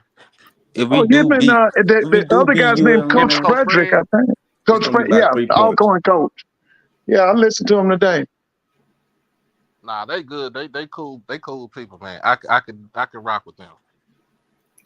Right, because us winning, you know, being that we're reclaiming our dominance in the SWAC East, you know, FAMU, we're not having no more missteps in-house, okay? As far as home games, we're not having no more of them missteps. So October 19th. Yeah, they saying that's Judgment Day, October 19th. That's Judgment Day. So when does the SWAC first team and second team come out? Preseason. Don't they usually have a first team and second team preseason? Yeah, that's Tuesday, isn't it? Isn't it Tuesday? Do they let it out on Tuesday? Yeah, Yeah, that's Tuesday. everything gets voted on Tuesday. Oh, we'll be talking about that Tuesday evening. And y'all can listen to that old lying ass Jay Walker.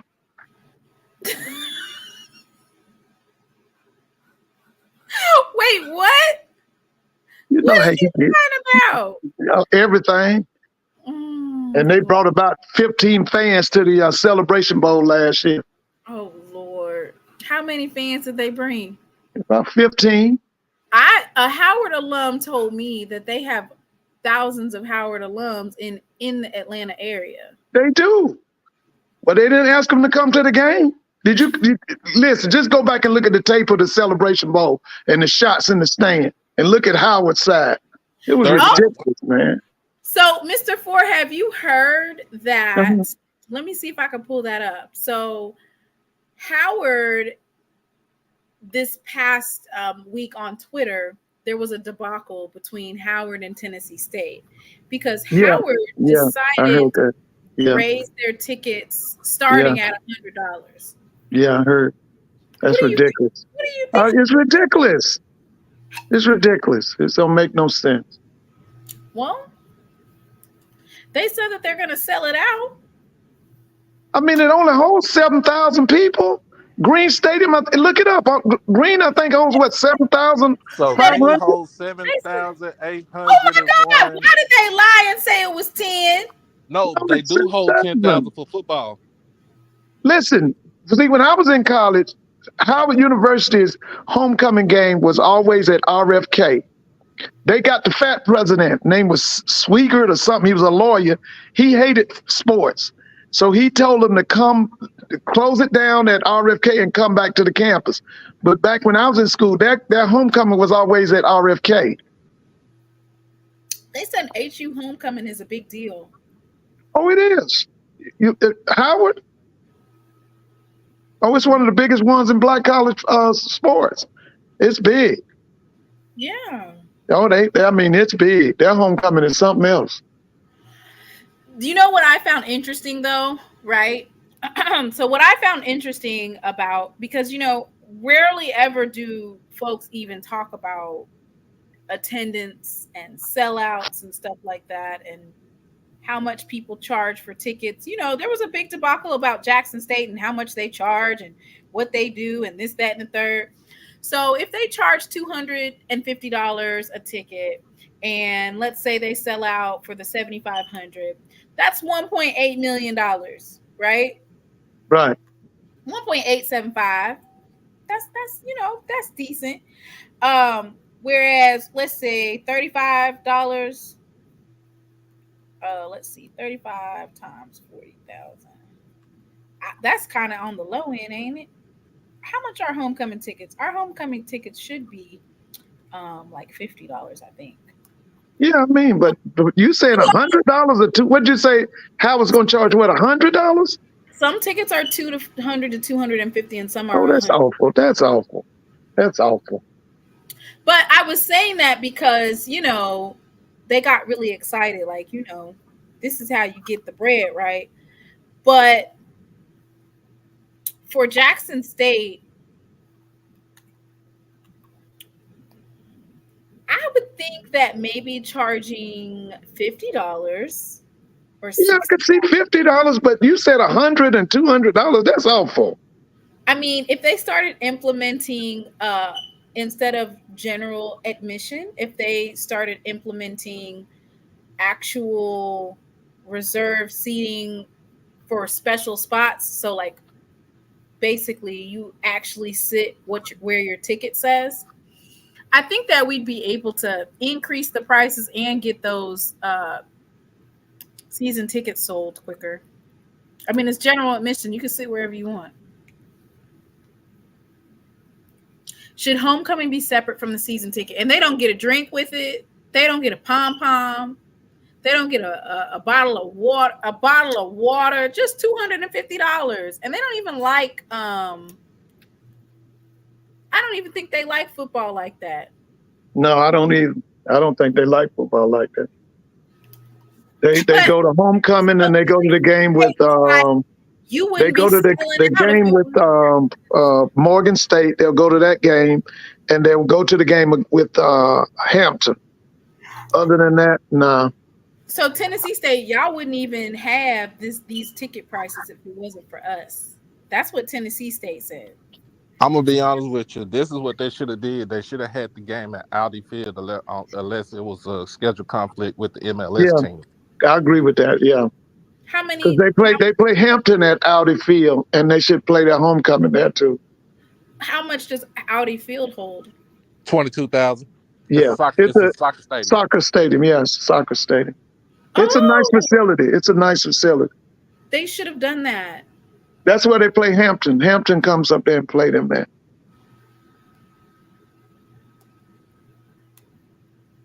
I mean, if you had 22,000, you still would have to charge. I mean, you wouldn't have to charge $200. Hey, Doc, if North Carolina A&T go winless, is your friend gonna stop telling that lie about they're gonna be competitive? Will you stop telling that lie? When did you hear him tell this lie, Mr. Ford? You know, when you ask him that day about them getting beat up, he said, "No, we're gonna be competitive." They ain't gonna be competitive in no CAA. Are you talking about Dave from North Carolina A&T, or are you talking about if they go winless in the CAA? Will he stop telling that lie that they're gonna be competitive? Why are you calling out Dave like that? I just get tired of him telling that lie like A&T gonna do something in that CAA. They ain't gonna do nothing, and Hampton ain't gonna do nothing either. Oh my goodness, where do you think they'll finish at? The bottom. The bottom.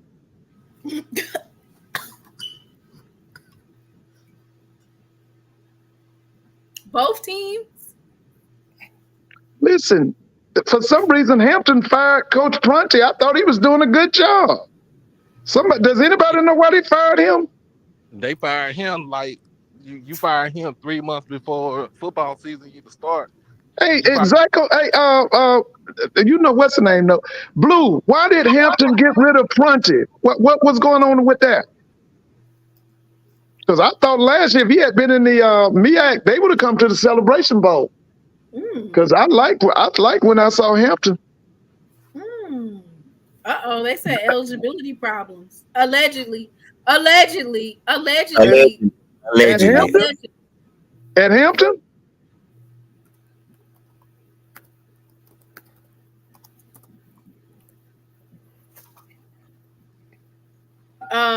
EA said that Hampton and North Carolina A&T was chasing that cooling water from Grandma's well. And they're gonna be sub 500 every year. I will say this though. That A&T will have a better record than Hampton though this coming year. Well, it'll be 2 wins and 3 wins. Probably. I'll give them a 3 and a push, like I'm playing spades. Ask Blue how many games they gonna win, because he usually tell you. Blue, how many games is A&T gonna win? How many games Hampton gonna win? Blue was letting it loose earlier today on. Oh, Blue was being the SID for Jackson State today. over and unders was. Ooh. Yeah, he was pushing that Jackson State narrative. That's not a narrative. The facts are the facts. That's an unbiased opinion over there. Hey, Okay. he was being the SID for Jackson State today. So I have a couple of questions. One of them is, the coaches are there to coach, right? And you have to have some compliance officers, some tutors, and you need to have that support. They be literally wanting the football coaches to coach, win games, organize things, recruit, and you got to worry about whose grades is doing what. And that's why I said we need to pay those people. You hear all that stuff you saying? Then if you want all of that out of your coaches, you got to pay them. You got to pay them. You got to get them a decent salary. Hampton's going 1-10, and they only will win against Virginia Union. Oh, okay. Hey, Zach, hey, Blue. I say if that's the case, then I got Virginia Union beating Hampton by 3. They beat them about, what was it, 2 or 3 years ago? They went on Hampton's campus and beat them. So is Hampton one of those bougie schools that just has football as extracurricular, or what? No. They've had some good programs. Hampton is a school with a big endowment for a black college. When you talk about endowments, it's always Howard University. Endowment is about $1 billion. You talk about Spelman College, their endowment's like $700 million. Then Hampton's maybe $500 million. They got a big endowment. That was that guy. We called him Slick Harvey. His name was Dr. William Harvey. He was a multimillionaire, and he did a lot. He was there about 40 years. What was he? How long was Dr. Harvey? He was the president for 35 years. That's right. And he did a lot with that endowment. He was actually a Talladega. He and Deion Sanders are graduates of the same school. The only difference is he can say Talladega. They asked Deion about it. He couldn't say Talladega. He said he was a graduate of HBCU. I thought it was Talladega. Talladega, yeah, one of them. But that Dr. Harvey and Deion Sanders have degrees. Huh? You over there saying it the bougie way. Which one? Talladega. It's Talladega, because they have that big race. So it's a big racetrack over there. It's right. It's about 50 miles outside of Birmingham. Huh? Yeah, the Talladega Speedway. Yeah, that's big in NASCAR. But I'm telling you, Dr. William Harvey, he's a graduate of that school, and so is Deion Sanders. That's where Deion Sanders' degree came from. You never hear him talk about it. I mean, he'll say that don't care about that school. HBCU, but like you said, he never says the actual. But he doesn't know it. Y'all got that degree for him. Who did that? Ashley Robinson. Why are you being so damn messy, Mr. Ford? I gotta go to SWAC Media Day on Tuesday. Ashley Robinson. Y'all got that degree for him. Mr. Ford, I have to go to SWAC Media Day on Tuesday, and you over here shooting shots at any and everybody. No, not. And by the way, you need to ask the people, the commissioner, SWAC expansion, yes or no, why or why not? We need to know. Because everybody's expanding. Is the SWAC going to expand? Speaking of that, I would like for us to go after South Carolina State. Could we go after South Carolina State? Why are you trying to bankrupt or disband the MEAC? Please. Well, I'd like for us to have South Carolina State. I thought we asked that question last year. Huh? Oh, I thought we asked that question last year. Well, we need to ask it again. Everybody's look like in the Big 12 expanding. That's a good school. Yeah, he said the door is closed. Which one? Is closed. The SWAC taking more institutions. The door is closed. Oh, okay. All right. What he said is that whoever it is that came to the SWAC, they would have to bring something to the table. It couldn't just be a one-sided relationship. So if we look in terms of like attendance to football or basketball games and, let's just keep it a buck, right? Let's talk about Yeah. travel and distance. South Carolina State would be a natural fit in that SWAC East, wouldn't they? So who coming on the other side, Mr. Ford? You think Tuskegee would be interested? No. No, they don't want Tuskegee. They have the I history where They do got history. They got woo. They got a load of history when it comes to sports, especially football. Okay, so, and I know EA not talking about they need to ask what we think, because don't nobody, there's a lot of folks that if you ask what they feel about you being in the SWAC, you're going to get some different answers depending on who you talk to. All right, Allen University achieves Division II status to become an active D2 member on September 1st. The Division II membership committee approved this division's newest members this week during its meeting in Indianapolis. So congratulations to Allen University. And Edward Waters joined. They went from NAIA, right? And they joined, which one did they join? The SIAC. They joined SIAC. So the Edward Waters Tigers officially became Florida's only HBCU competing at the NCAA D2 level, a 5-year journey, mission accomplished. So basically, Edward Waters 5 years ago created a plan to migrate to D2. I feel like that's like what if you're an FCS program, instead of just saying let's go ahead and jump up to FBS, have a 5 to 10 year program to get there. They have a new stadium, right? Don't they have a new stadium? Yes, they have a brand new stadium. Brand new stadium, is nice, looking good over in Duval County. Yeah. And if you really think about it, schools like South Dakota State and North Dakota State follow the same blueprint because they both were NAIA schools at one point in time. Waters beat Tuskegee last year. Yeah, that's right. Beat them on their homecoming. Dang, ruined their homecoming. Ouch. Yeah, beat them. Isn't Brian Jenkins on that staff? Last second pass. Yeah, hey, isn't Brian Jenkins on Edward Waters' staff? The guy that used to be at Bethune and Alabama State. Is he on Edward Waters' staff? Does Tuskegee travel? Yeah, they travel. Yeah, Tuskegee travel.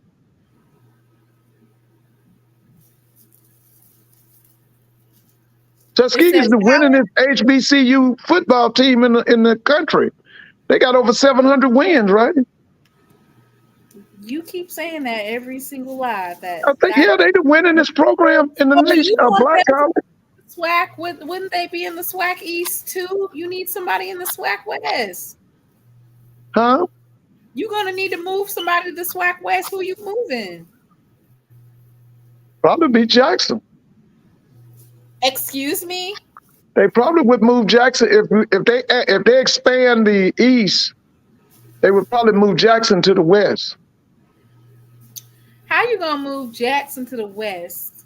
And you got Valley. Remember they moved Alcorn to the West once FAMU and Bethune came in, right? Then they moved Alcorn to the West. You would be next, right? Don't be pushing us off to the West. I'm saying geographically, if you added a team to the SWAC and they go SWAC East, they would probably push Jackson to the West.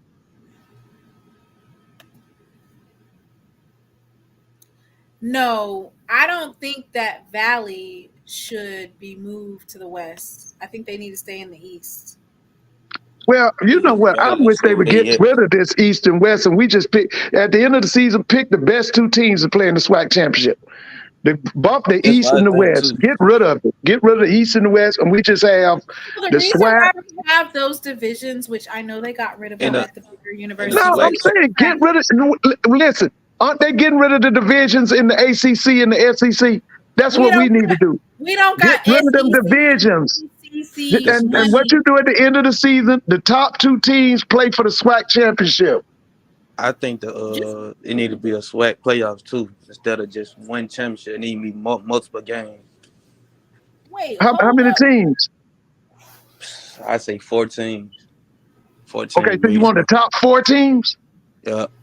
And so you would have 1 against 4 and 2 against 3? Yeah. Oh, okay. That would be some more money too. Okay, I could go with that. What we playing off to go to? They go to the Celebration Bowl. Yeah, just make more make it more The interesting. MEAC ain't even got one of those. So now y'all adding an extra 2 to 3 games. Yeah, because Yeah, but the MEAC don't make the money that they make in the SWAC either. The MEAC does not make the kind of money you make in the SWAC. You make big money. MEAC, whatever. Ooh, the MEAC's just whatever. Yeah, they ain't making the kind of money they making in the SWAC. Because listen, the SWAC has leadership.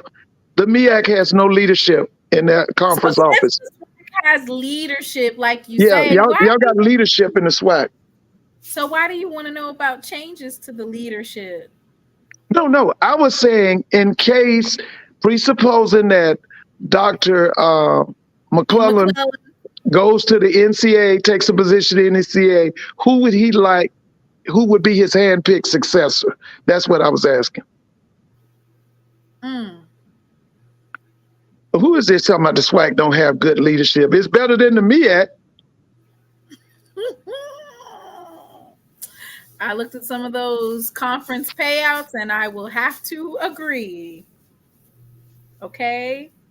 Hi, Miss Desi. Listen. All I know is I've been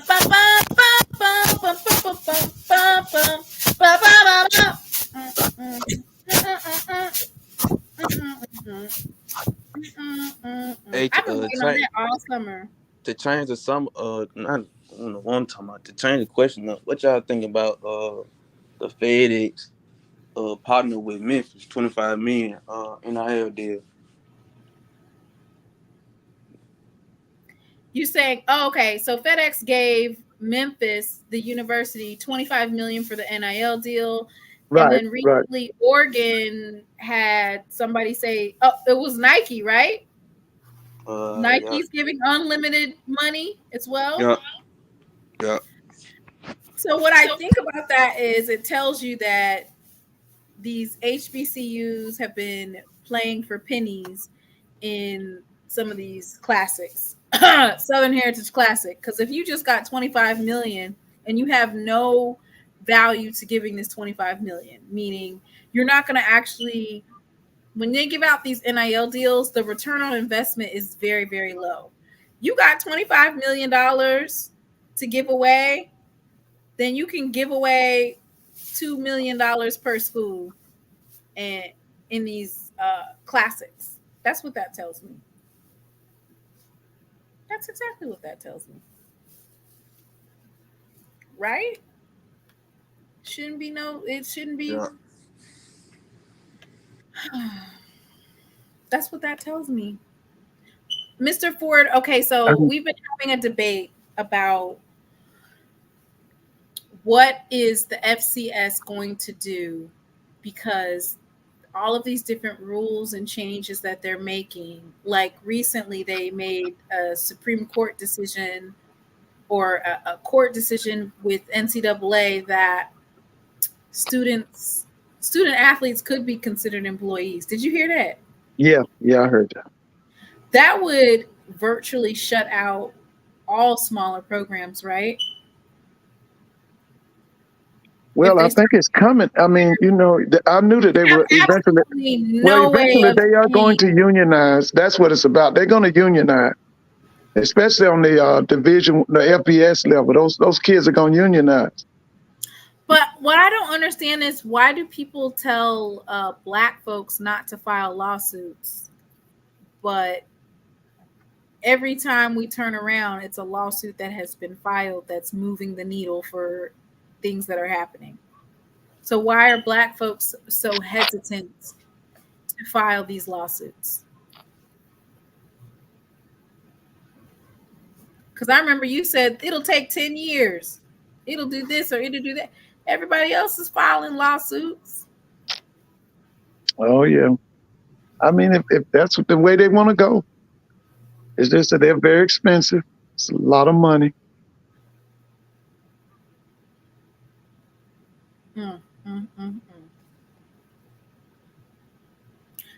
They said the only thing that the MEAC does is win celebration. Why haven't you asked for the MEAC to expand, Mr. Ford? Because they don't have any leadership. If they had a different leadership, people, other schools would join the MEAC. I mean, the guy, Dennis Thomas, was horrible for about 20 years. Then he handpicked his successor, and she's doing the same thing he did, which was nothing. And who wants to join that? If they had different leadership, I think some schools would join the MEAC. They don't have leadership in the conference office. Like you said, all she does is brag about they won the Celebration Bowl. Is that all y'all do the whole year? I've never heard her short range goals, never heard her long range goals. It's always, we won the Celebration Bowl. And I guess some people like that. I got a question. What does winning the Celebration Bowl do for them? Does it bring money in? I mean, they get their pay from the ESPN, but they don't make the kind of money the SWAC make because they don't have that kind of leadership. Julian says that they might poach the SIAC and the CIAA soon. That would help them. What they waiting on? What they waiting on? Christmas? Go ahead and go get the Salem State. That would help them out, but I just don't. Salem State, right? Well, Winston-Salem was in the MEAC at one time, and they didn't like it, and they got out. So was Savannah State. Savannah's thing was money. They went to MEAC at one time, and they got out. Did you see that the gymnastics program shut down for Talladega? No, now I knew about Fisk gymnastics, and I didn't know that Talladega had a team. I didn't know it. Oh, Talladega, it was their first year, and they went ahead and after 1 year did budget cuts. But I feel like when you start one of these types of programs, right, you need to garner enough funding to last at least 3 years, right? So if the program costs $350,000 a year or $500,000, you need to secure 1.5 specifically for gymnastics so that you can have that program for 3 years. Okay. Like they didn't plan it correctly. They just kind of like jumped in and didn't necessarily, I'm not going to comment on the logistics of it, but from the sound of it, they didn't have that planned or secured prior to starting it. I would like to see some other HBCUs start a gymnastics program, but in that same breath, like secure 1.5. And I don't know, I feel like the USA Gymnastics and some other sponsors, including like some of the attire and stuff, that they could have definitely garnered enough to at least secure 3 years.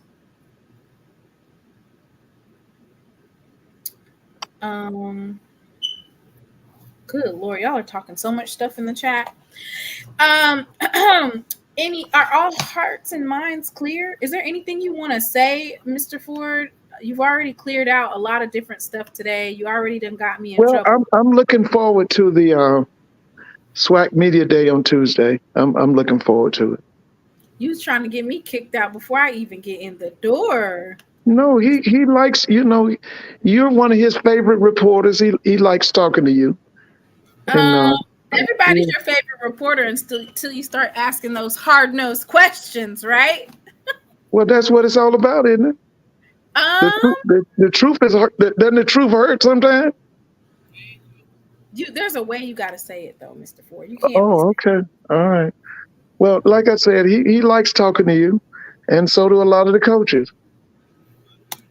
All right, I dropped in the chat. There's 144 folks in here. I should have at least 30 questions. Come on, y'all. The first link that I just dropped is for the coaches.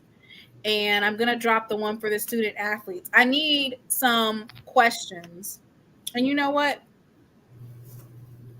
Lord, I am not interviewing OBG.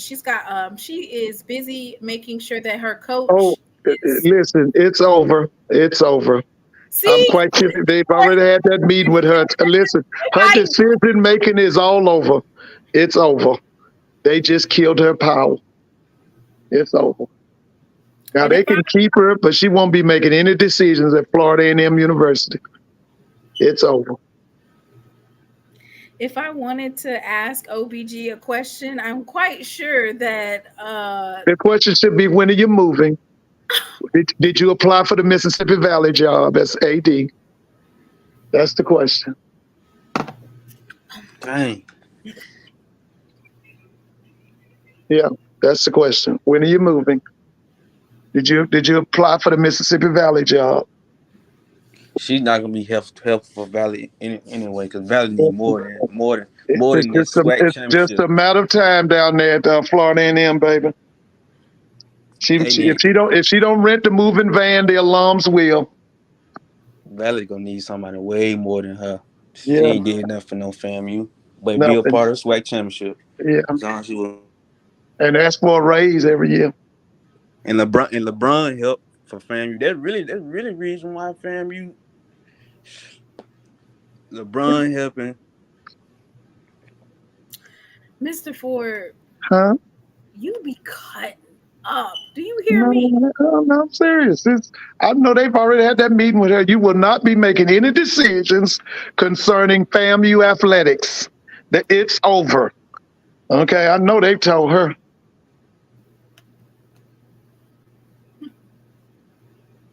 Y'all click them links and go ask. And I want to see some nice questions, because right now y'all got me over here like, what in the world are you guys asking? Like, what? You can't be asking them kind of questions. And don't forget to ask him about that SWAC network. How soon can we have that SWAC network? Oh, okay. So that's a good question. I like the SWAC network. When okay. So I got a question that you probably can ask. This is probably gonna be a hard question, because you can ask them like, how hard is it to attain a 4 or 5 star player like an O-line instead of like a wide receiver, because that's what we need, some O-line. Okay, so here's a question. This is for. Tell me if this is a good question, Mr. Ford. This is for Coach Mickey Joseph. How did you figure that this coaching staff was the right staff to restore the order for Grambling? There's lots of respect for Dooley, but his name has been hot in the SWAC for the last year. What made him still go with Dooley for the offensive coordinator position? I think they meant hasn't. He'll talk on that all day. Okay. He'll talk on that all day. He's very familiar with Dooley. He could talk about that all day. Okay, here's one. Alabama A&M has years of struggling to keep QBs healthy to maintain the QB1 position. Are fans to expect a third consecutive year of a 2-quarterback system?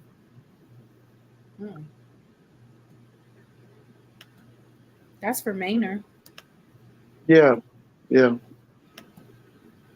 I don't think their offense is going to be the problem for A&M. It's if their defense can gel and come together, they'll be competitive. The main thing is their defense.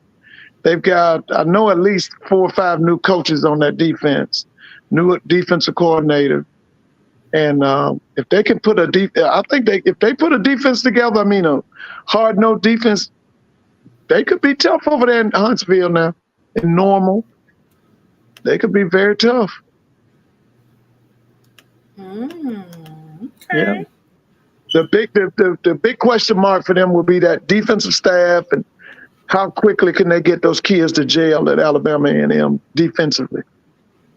Right. I don't think they're gonna have no problems offensively. I really don't. Of course, they have Cedric Thornton, right? They got Cedric. They brought the guy in from South Carolina State. They got I want to say his name is Grantville Eastman or something. He was at North Carolina Central and was at he was at A&M early, and they had to get rid of him.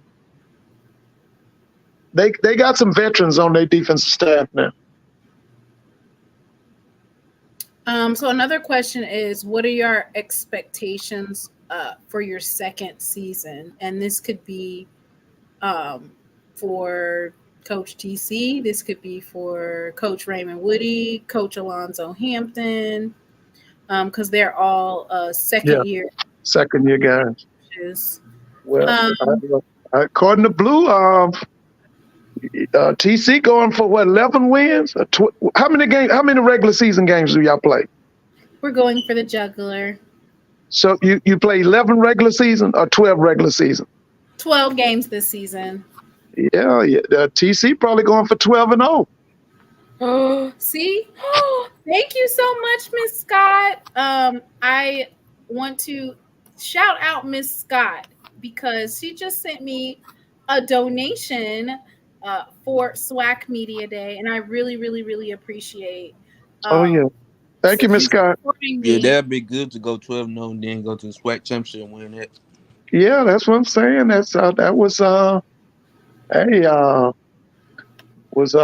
Blue was preaching on Jackson's behalf today. I thought Blue was doing the SID thing for him today. He was high on Jackson State. Yes, thank you, Miss Scott. And anybody else that would like to make a donation, I would really appreciate it. That just reduces the cost of my traveling expenses.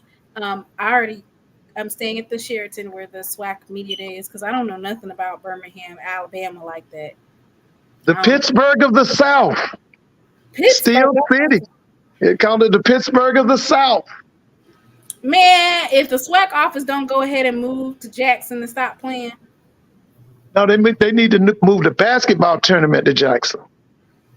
They need to move their office to Jackson. Move that basketball tournament needs to be in Jackson.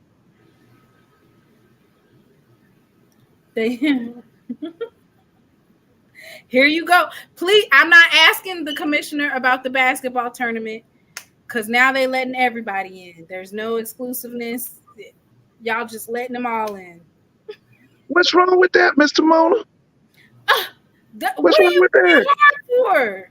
You gonna end up having an 8 seed beat a 1 seed, and then it's all over. Listen, the tournament is the third part of the season. It's a new season. It's every day. All of the major conferences, they take all of their teams, regardless of their wins and losses. They take all of the teams.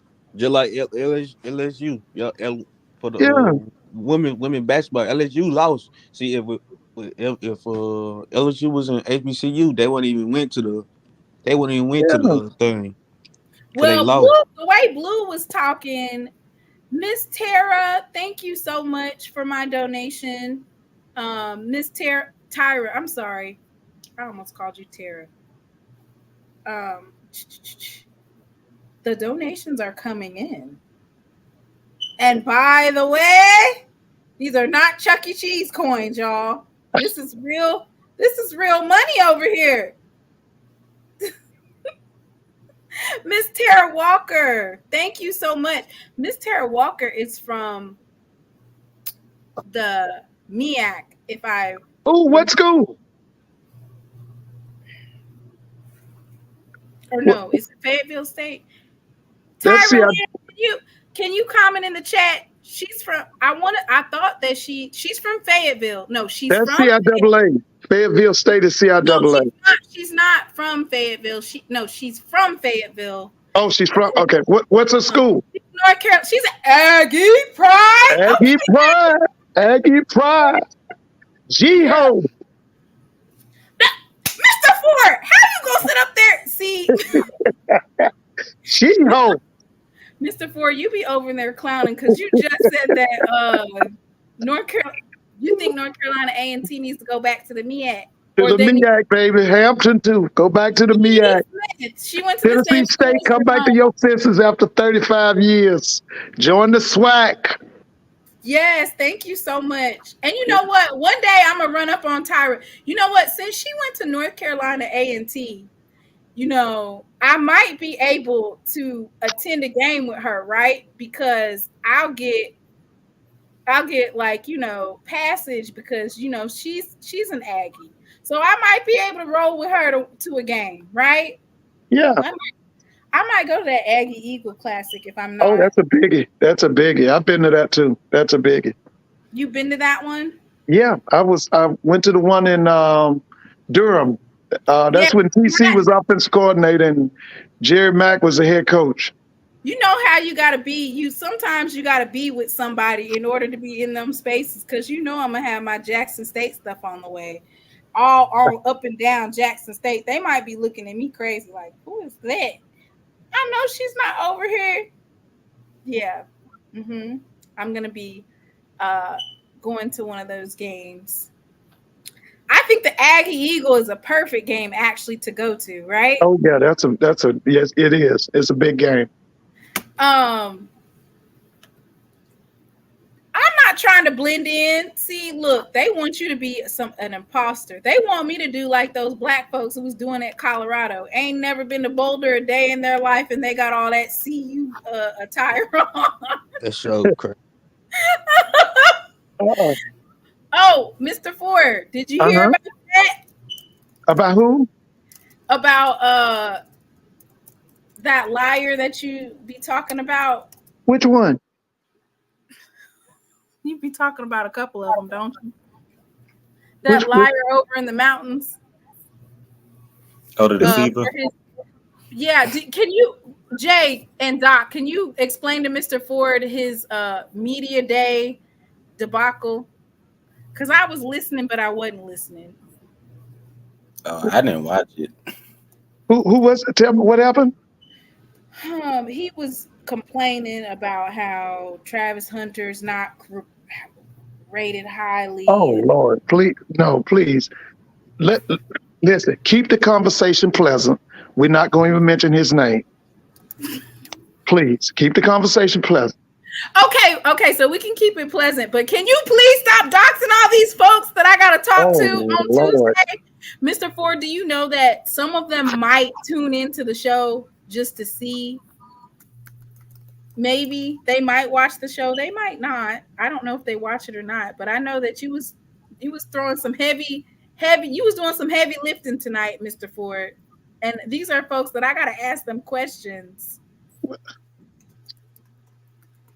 I have to ask them, like, hey, do you want to do a interview with me? And they'll be like, no. Well, actually, ask the commissioner. I know y'all said we can't do it, but I would like a triple header here in Atlanta in the month of October. What kind of triple header? We would have like a Florida versus Mississippi. We would have let's see, Jackson State versus FAMU in the nightcap, and then Alcorn versus Bethune-Cookman in the first game. And then we could go, if we could do a third game. Let's see, who could we have? Could we have Southern and Bama State?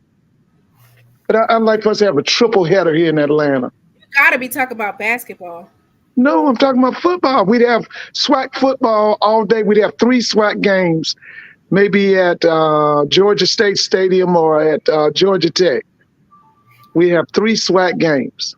Mr. Ford, listen. Huh? We can't do that. The MEAC SWAC Challenge and the Celebration Bowl put like a lot of contractual agreements to kind of keep HBCU SWAC games, MEAC games out of Atlanta. Right. Okay. I don't know if you knew that, but I think there's some like. I did hear something about no get 30 days afterwards or something like that. It's 30 days. Red tape, right? Yeah, I did hear something about that. So but I'm just wondering. Southern versus Alabama State. Huh? You said Southern versus Alabama State. Yeah, we could have Florida versus Mississippi, Florida versus. I get what you're saying. Yeah, we'd have SWAC game. We'd have a 1 o'clock SWAC game, a 4 o'clock SWAC game, and then we have the nightcap. It would be all day SWAC football here in Atlanta. I just So wish the people want to book you for a meet and greet. me. Yeah.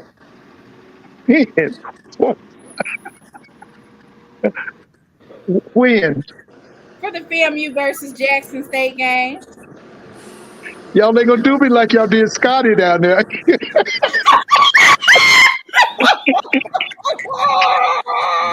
Y'all ain't gonna run me out of town, are you? Hey, the service out there for real. Mr. Ford, I am tired of you for tonight. You need to be in timeout. Hey, y'all ain't gonna run me out of Jackson, are you? Mr. Ford, you need to be in timeout because something is wrong with you. And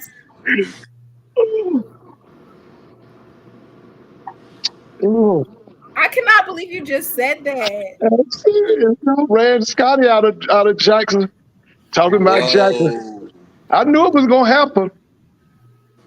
He said a policeman did it to him. Wasn't it a policeman he said did it to him? Hey, Mr. Ford gonna have to have Secret Service detail. No, he is not being no Secret Service. Mr. Ford is good in Jackson. He's good everywhere. Ain't nobody gonna mess with you, Mr. Ford. I know that's boy, y'all. I know one thing. They said Scott was doing all that talking about Jackson, and a policeman rolled up on him and did what? Lord. Harassed him. Told him he would arrest him or something. How you gonna fix it? You done messed me up to Jackson's business. I done called the police because I'm doing a refund. A refund is due unto me. Don't feel like I just been abused out here today. God ain't pleased like this.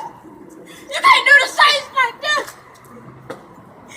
Boy, I don't even know if I'm gonna sit out here telling the police car. I'm gonna sit out here telling the police car. I'm doing. Mr. Ford. Huh? Why did you say that? I'm serious. Don't you remember he said a policeman ran up on him and was threatening him and something happened down there? I knew it was going to happen. He was doing all that talking about Jackson. I knew it was going to happen. So what you saying is I can't go to Tallahassee? The Tallahassee Mafia going to get me? You know, Dr. Lori them going to take care. You see how they did Doc? Shoot. They rolled out the red carpet for Doc down there. And you got Mr. Campbell and Dr. Lori. By the way, anybody call Dr. Lori? I saw her one night on the what's it, ONG strike zone. Dr. Lori blocked me in the chat. She won't even let me talk in the chat. Yeah, because they don't let you. I don't know if you see how our chat goes, Mr. Ford, but these folks be cutting up, and I let them. Whatever y'all be doing in the chat, that ain't none of my business. I just look at the chat sometimes and put a couple of comments up there. But yeah, she blocked me because I was commenting on that basketball coach, right? Uh-huh. Now, you know, his contract hasn't been approved either. He'll probably get it now, though. Why would he get it? Because a lot of people out the way. I told you, OBJ was original big girl. Her powers been cut. She threw. Oh, how am I going to get credentials? How? They ain't going to take that away from her. My credentials are denied. For FAM? Oh yeah, Wit keeps it under control. She does it. She keeps. Yeah, she has to do credentials, or maybe it's her SID. Well, anyway, she could be like, I don't want that person. I don't want that person. I don't want that person. And by the way, I was talking to some people from FAM. They felt that Vaughn Wilson would be a nice replacement for her. You know Vaughn, right? You know Vaughn Wilson? See you game day. Yeah. I think he's a FAM graduate. Dad taught at FAM. Yeah, some people saying he would be a good replacement for her. Listen. I'm gonna turn your titles into I'm gonna turn some of your phrases into. Dang, y'all over here sounding like y'all are either on a boat or a something. I'm gonna have to mute. My bad. I'm at the train station. Okay. So listen, Mr. Ford, why are you over here giving folks jobs away? How is Vaughn? Does he even want to be an AD? I don't know. I don't know. Just That was just one of the names that they mentioned was Vaughn Wilson. Okay, here's what I'll say about the AD position at FAMU.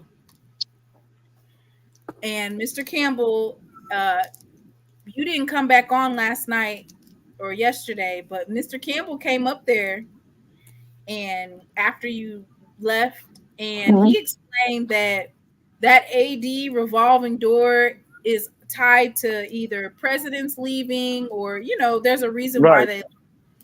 But my thing is this, like, even if OBG does leave FAMU, right? That's guaranteed. That's guaranteed. FAMU has perpetually had almost one AD per year when you do the math, when you basically like iron it out, right?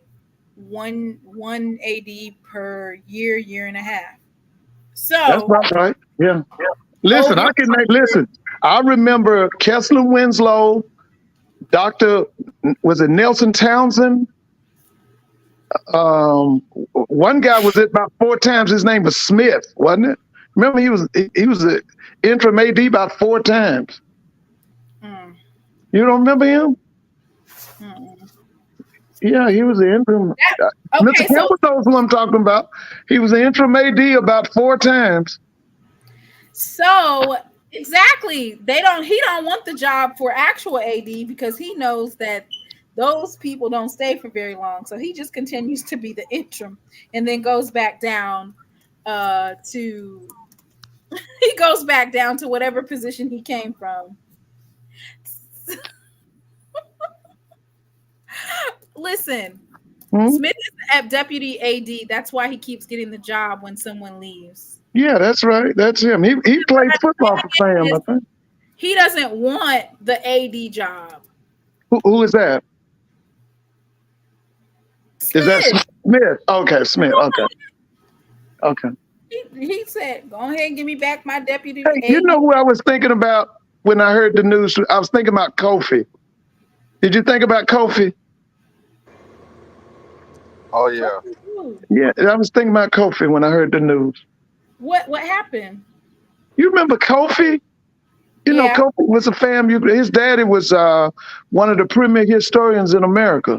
He taught at FAMU for years. I heard his dad as a student. You know, I was a history major. You obviously were a history major. Are you a history teacher? Yeah, I'm a history teacher. Obviously. What grade level do you teach? Middle school. Mr. Ford, how your kids be cut? Are they be cutting up or they be? Oh, yes, they do. Yes, they do. Yes, they do. Yes. Mr. Ford, I just meant to ask you, what grade do you teach? I got 7 now, but I've taught 6th, 7th, and 8th. I've got 7 right now. You know what? That's the time to get a kid and to groom them so that way when they get ready to go into high school, they know they got some sense. Well, 7th grade is when they lose their minds. Pretty much. They get it back in the 8th grade. They get their minds back in the 8th grade. Yeah, because I used to substitute when I was in Corsicana, and I used to do 6th, 7th, 8th in the high school. And so, Miss Whitney, I'd love for you to be in it too. Oh, man, some of them kids used to run me ragged, and then the other kids, they was just cool.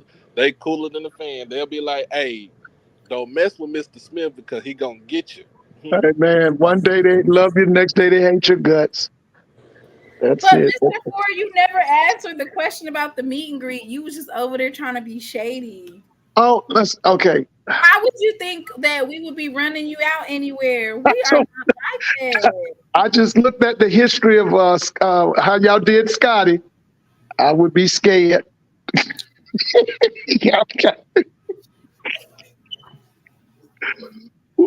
I do. You know what? There tuned in, and he kept on talking about them potholes in Jackson and potholes and calling change. He called Jackson something. He didn't call it Jackson State. He called it some other state. And I was like, okay, you playing with fire. You playing with fire. I knew it. He Man, called Jackson State something. You remember, Doc? You know, you heard it. What did he call Jackson State? I don't know, and he don't know neither. Yes, he did. He called Jackson State something. I He had don't. a name. He didn't call it Jackson State. He called it some other state.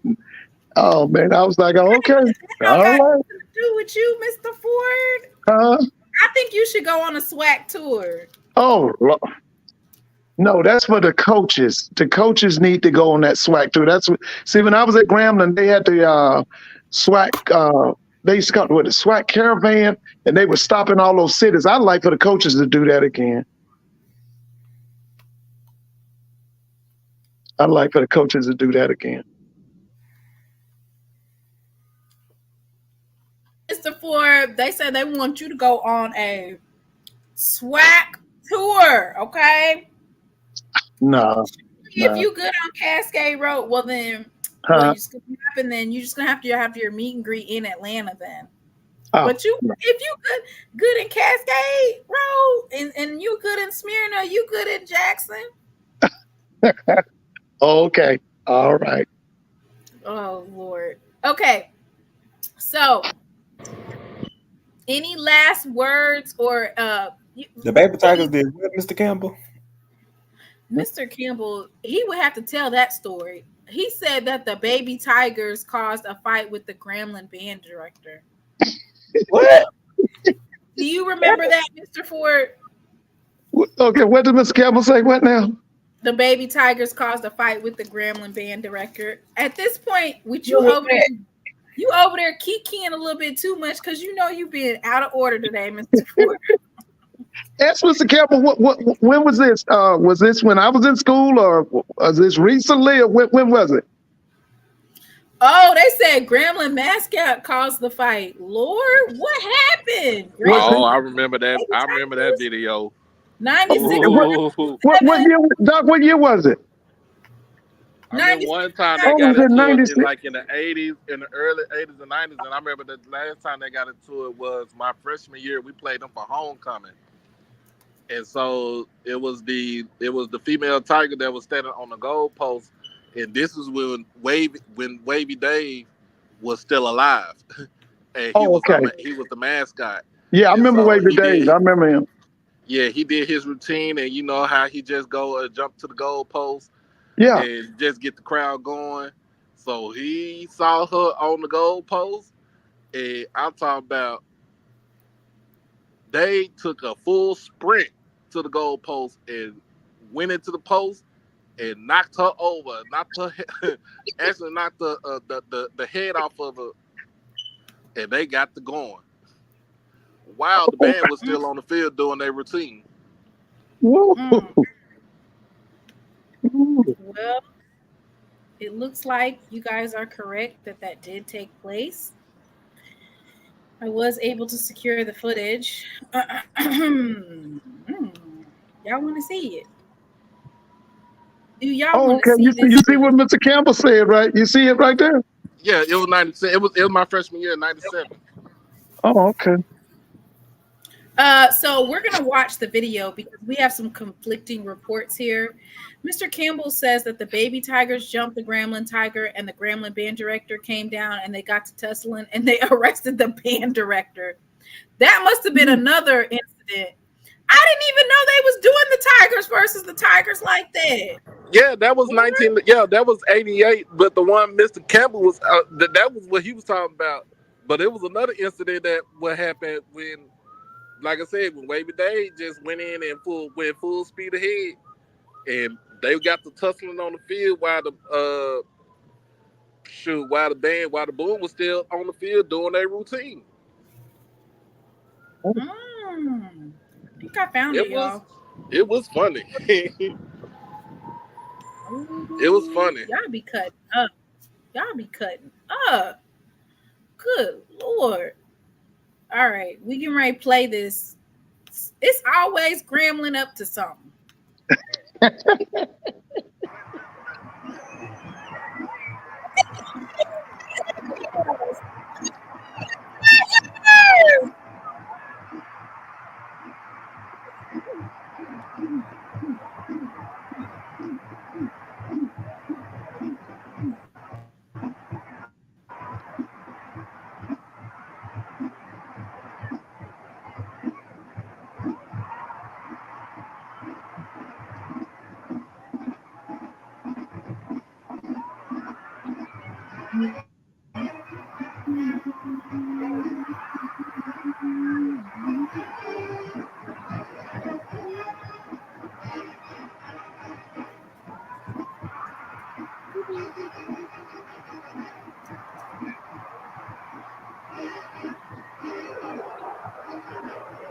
Ooh.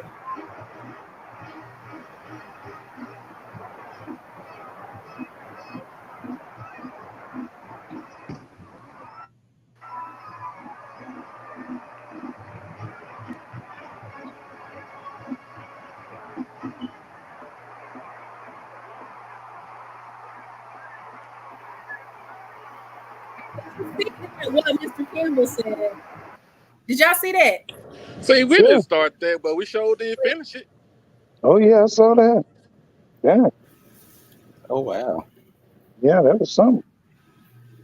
So she was trying to be so that mascot was trying to be petty and stand in front of the pole that she knew that the baby tigers runs into towards the end of their routine. So I'm guessing Wavy Dave just like pile drove her to the point that her mascot head fell off. So that's what happened with that.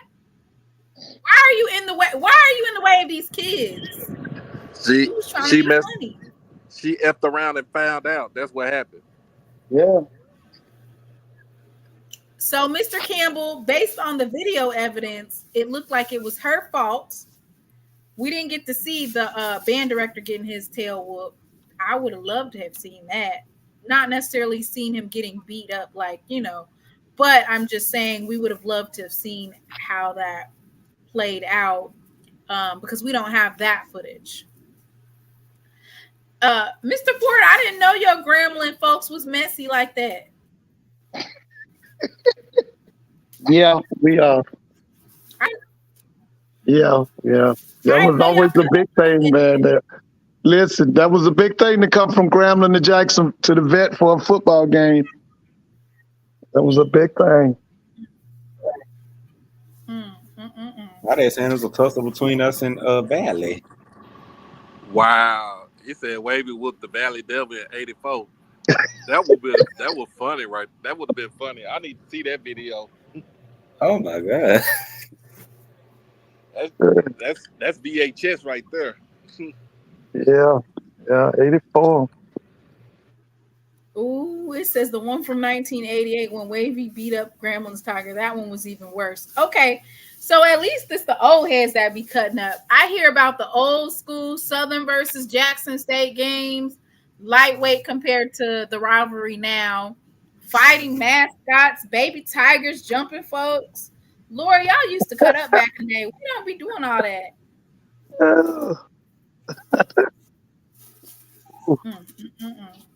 So as you can see, those are what we call rivalries, right? Because it looks like they've gotten tussle a couple of times.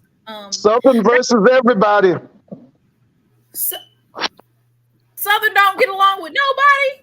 Southern versus that. Listen, I told you Southern got to go on a revenge tour. They got to get Alcorn. They got to get Jackson. They got to get FAMU. They got to get. What about? Did they play Bama State last year? Yeah, Bama State beat them last year, right? I think so. Yeah, they got to do a revenge tour. The Jags, go Jags! Didn't Southern bring a folding chair to Alabama State? I thought that was. Wait a minute. What was it? That was Alabama A&M, but with the chair, right? Southern bring the chair. Oh, okay. They got that chair to Montgomery, and Stay then on the Montgomery brawl. They was trying to be funny. oh yeah, Bama State beat them 14-10.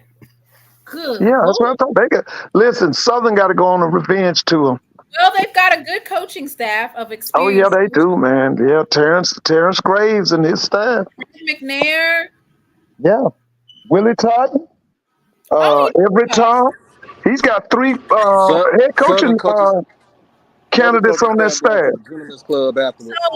So, do you think that that's probably one of the most experienced coaching staffs in the SWAC right now? You think Southern? Oh yeah, yeah. Southern has 3 potential head coaches on there. You got Fred, you got Everett Todd, you got Willie Todd. All them guys could take a program, whether it be SIAC, CIAA, SWAC, MEAC. All them guys could lead a program. Do you think it's time for? I got a question. Do you think it's time for Willie Todd to actually be a head coach now? That's what I'm saying. I know he could Willie can take a program. Everett Todd can take a program, and we already know Fred McNair can take a program. Them guys they could coach in any of the HBCU conferences and do well. Okay, so with that being said, who is the second most experienced staff in the SWAC? It's got to be FAMU, isn't it? Just because they won one Celebration Bowl, all of a sudden they the No, most. but I'm saying the people that's on that staff. You got what's his name? Joseph Henry or Joseph? Isn't it Joseph Henry? I thought this guy. What's the offense coordinator? Doc. What's the offense coordinator's name at Florida A&M? Oh, Henry. I don't know. I got to look it up. Yeah, Joseph Henry. Remember, he worked at LSU. He worked at Arkansas. He was with Willie at TV. And then he came down to FAMU. Okay, then you got what's the guy's name? I should have never have asked you this question. So what about the guy Henry Burris? Huh? What about Grambling? I remember Henry Burris. Yeah, Henry Burris played at Temple. He's played in the NFL, played in the CFL. He's coached on I think in the CFL, coached at some colleges here. Our staff at Gremlins, with Mickey Joseph his resume is outstanding. Everybody knows that Dooley does a great job as offense coordinator. Jason Rollins is going to do a great job as defense coordinator. Yeah, that's a good staff. That's a good experienced staff. And the other thing about Grambling staff, all of them guys are super recruiters too. Them guys are super recruiters now. Okay, so you have Southern at 1, FAMU at 2. And you mean staff-wise? Yeah. Then you have Grambling at 3. You know what? I might have to go with FAM at 1. I'd go with FAM at 1. McNair? Huh? Over Fred McNair, Terrence Graves, and well, them people. Remember now, they coming off a championship at FAM, so I have to give them 1. We ain't talking about championships. We talking about. But then I'm saying they've been together. They got the word that everybody uses. They got continuity. Ooh. Everybody uses that word. Everybody says continuity. So okay. So but now your staff is good. I ain't taking nothing away from Jackson's staff. Jackson State. Your staff is great. It's good. Let me see. I think that the staff at Bethune-Cookman is pretty good.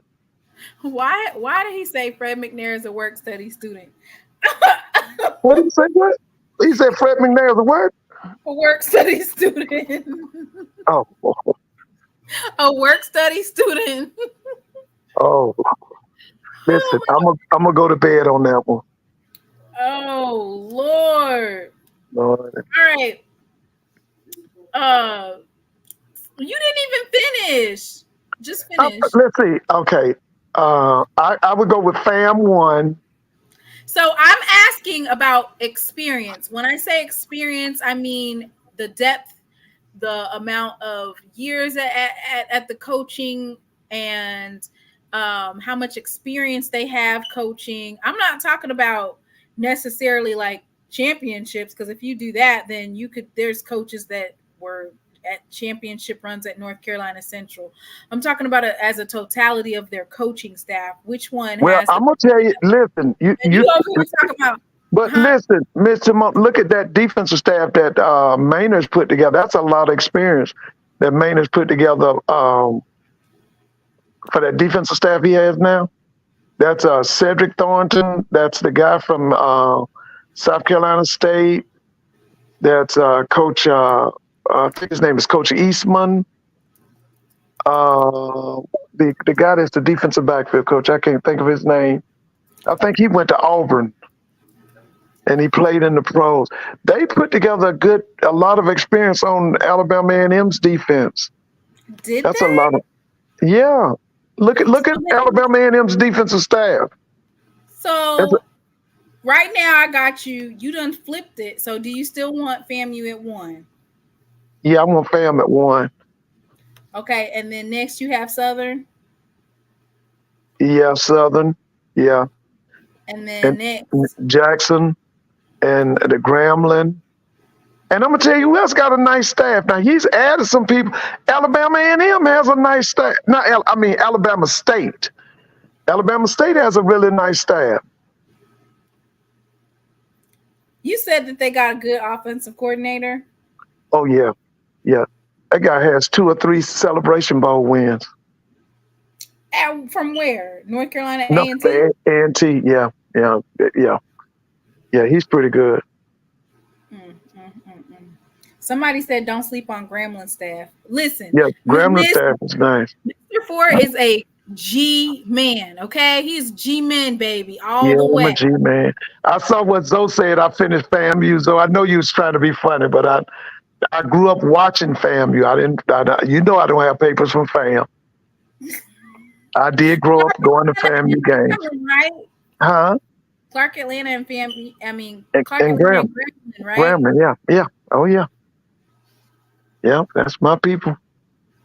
And by the way, everybody says that Clark has a really good head football coach, but Clark ain't going to do nothing to help him because that's Clark. Do they have the money? We got 7,000 students. Yeah, they got the money, but they ain't going to do nothing. They ain't going to do 7,000 students? You know, after the COVID, they dropped the SAT. All you got to do to get into Clark now is a 3.0. That's it? Yeah, that's it. You know, you remember all them schools was dropping the SAT requirement? That was during COVID. What? Let me see that. Maybe go back and check it out. Maybe they picked it back up, but at one time they had dropped it. Remember the Ivy League schools dropped it too. It says that their total undergraduate for the fall is 4,135 students. I was going to say, dang. That's probably the undergraduate. Remember, we got the graduate program. You know, we got Atlanta University. Is that an online university? Yeah. Oh, yeah. Oh, yeah.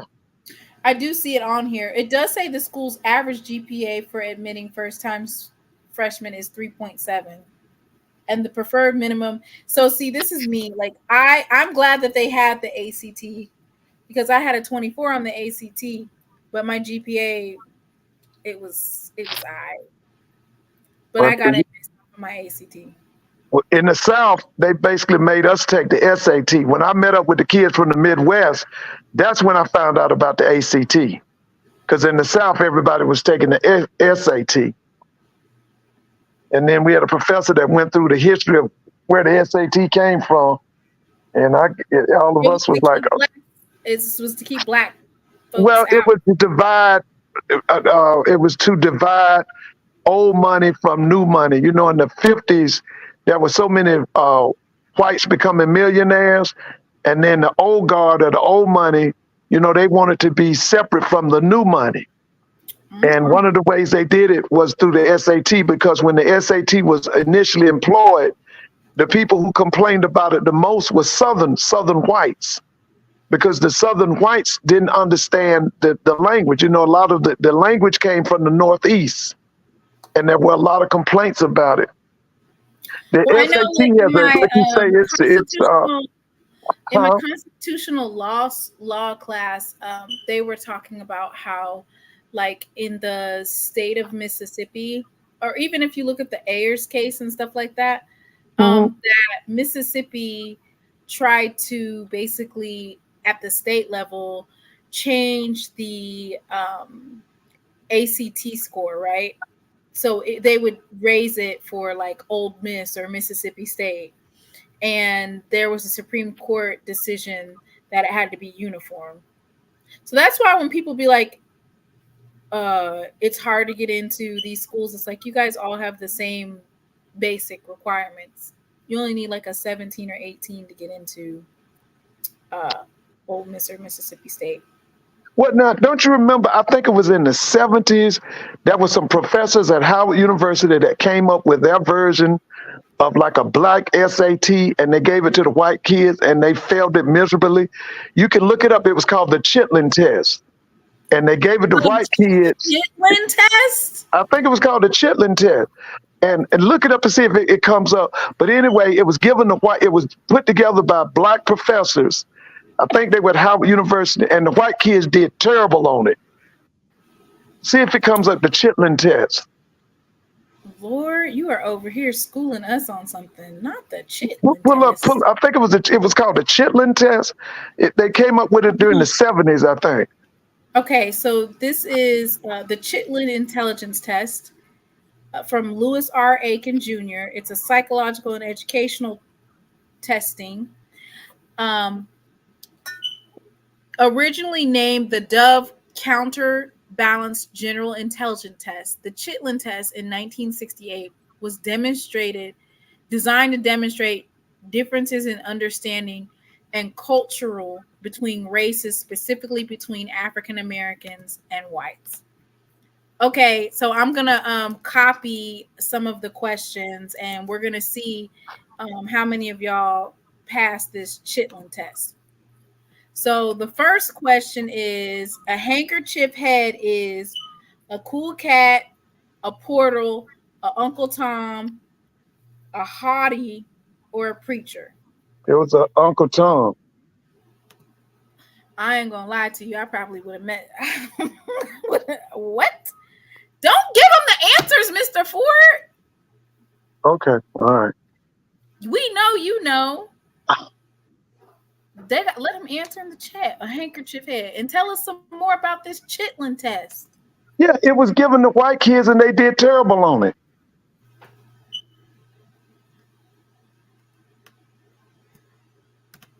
Ooh, okay. Lord, I wonder if some of us would be able to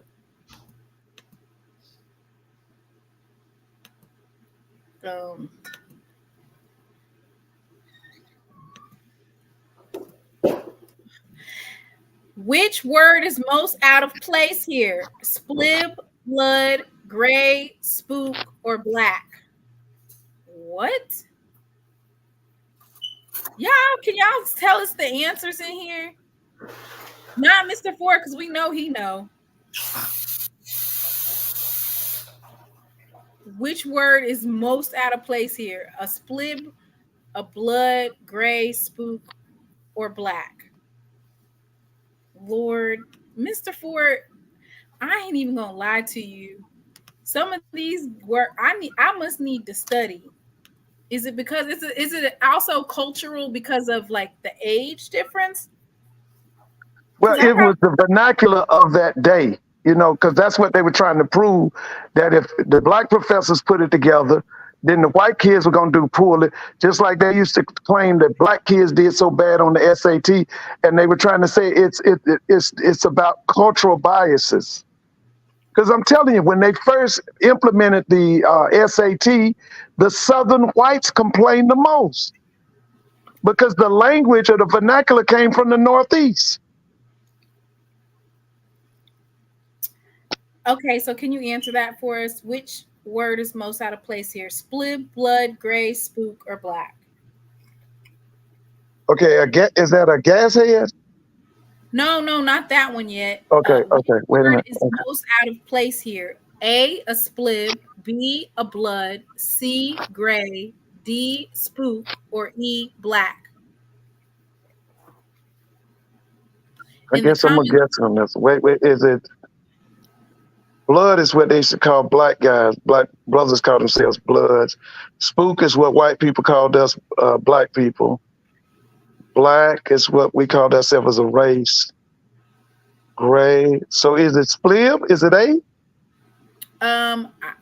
you have to answer it at the end Oh, because okay. I don't have the answer. Oh, say the next question. A gas head is a person who has a fast-moving car, stable of lace, process, habit of stealing cars, or long jail record for arson. You got me on that one. Yeah, I'm just like, what is this? You got me on that one. Bo What y'all talking Diddley about? is it? Huh? I was saying, what y'all talking about? We're taking this Chitlin test. Mr. Ford Chitlin got us test. here taking a Chitlin test, and we failing because we wasn't in that era. What is a Well, chitlin test? it's It I was must have it missed was it. supposed to be the black version of the SAT. well, we all following over here. So what was the last question you asked? A gas head, What's the answers? I mean, well, what's the fast moving car, stable of lace, process, habit of stealing cars, or a long jail record for arson. Shoot, y'all got me stumped. I think I can get Bo Diddley though. Bo Diddley is a game for children, down home cheap wine, a down home singer, a new dance, or a mojo call. Oh, he's a singer. Bo Yeah, Diddley from Macomb. Uh-oh! Look yeah, at Jay! yeah. You remember Bo Diddley he played guitar. Look at my He nephew. was a bad Okay. boy. I remember Bo Diddley. Remember, but they had the commercial with Bo Jackson and Bo Diddley, and they Bo Jackson could do everything, but he said Diddley said he don't know Diddley or something. He said, Diddley. yeah, Bo Diddley was big time. He was from the 50s and 60s. He was a blues player.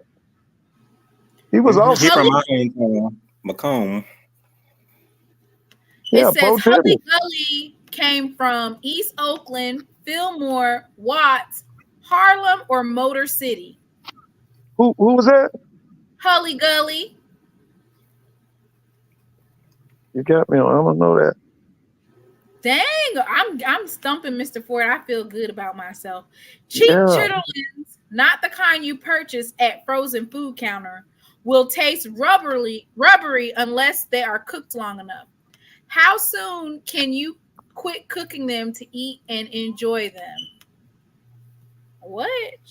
I don't know. My aunt, she cooks chitlins overnight, so I do not eat chitlins at all, so I don't even know the answer to she that. would cook them overnight. So, and what does cheap chitlins mean? Chitlins. It says, how long can you cook them for? 45 minutes, 2 hours, 24 hours, 1 week on low flame, or 1 hour. Probably Mr. 24 hours. It's probably 24 hours because Hours. if it ain't 24, it's two. Because I remember back in the day, they would cook chitlins. They would have the whole house stanked up. What would it smell like, Mr. Ford? Oh, it was terrible. Because with chitlins, that's the guts, right? Isn't that the gut of the pig? Yeah, the intestines. Oh, it would be stank. That's where all the fecal matter passes through. Yeah, So, that's right. And people would eat, because some people would eat chitlins with hot sauce and all that kind of, eat it with rice and hot sauce. or you can deep fry them. Mr. Walker said Hully Gully is shooting dice. Oh, that's what that is? And then Mr. Campbell says Hully Gully was a dance. So these are some hard. What are the Dixie Hummingbirds? A part of That was KK a gospel. That was a gospel choir. SWAC Disease, Gospel a modern team. gospel group, a Mississippi Negro parliamentary group, or Deacons. That was a gospel group. Yeah. Crazy, right? All right. Let me do a couple more and then we'll shut it down. I do want to quickly go ahead and give Miss Tyra Lynn. You did not have to do that. Thank you so much. Okay, so Miss Tyra Lynn made another donation. Thank you so much to get me closer to my goal.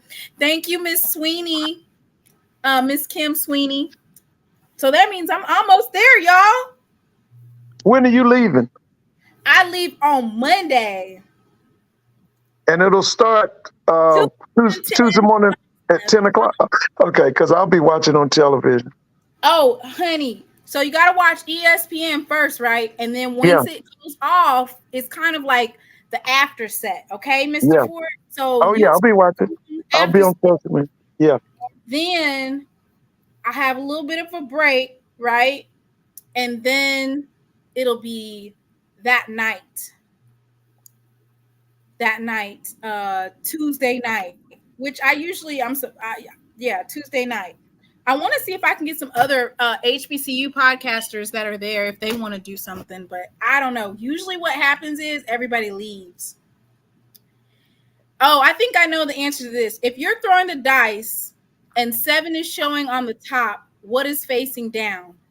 Ooh, why are they asking these questions? If you're throwing the dice and 7 is showing on the top, so anybody that answers this question, that means I'm gonna know y'all was shooting dice at one point in your life, right? Man, that's all they used to do in the bathroom at my high school. You wasn't in there. You was in the library, right, Mr. Ford?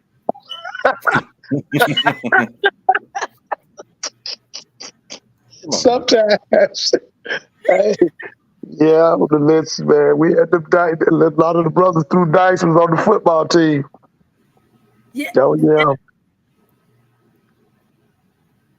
Lord, how do these people know this? T-Bone Walker got famous for playing what?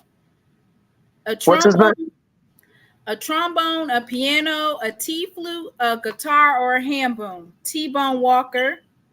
And I'm going to copy and paste this Chitlin test in here, and you go to your grandma, your great-grandma, your family members, and see if they can pass the Chitlin test, right? Yeah, the Chitlin test. These are old school questions. Yeah. Last one. Many people say that Juneteenth should be made a legal holiday because this was the day when the slaves were freed in the USA, the slaves were freed in Texas, the slaves were freed in Jamaica, the slaves were freed in California, Martin Luther King was born, or Booker T. Washington died. Texas.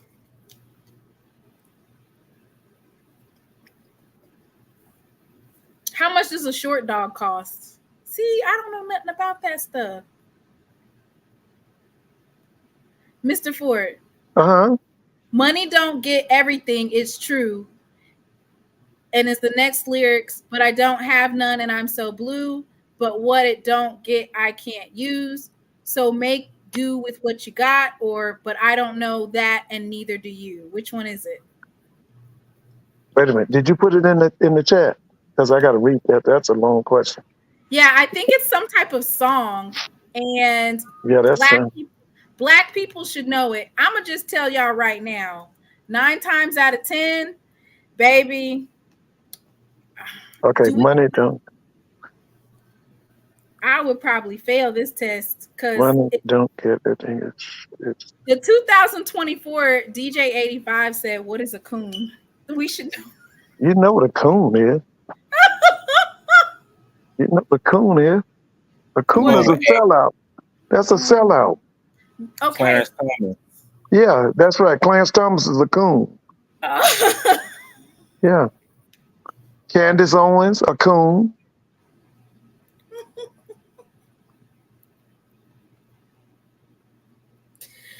Bird or Yardbird was the jacket that jazz lovers from coast to coast hung on.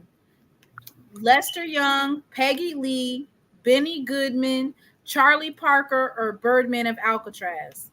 That's Charlie Parker.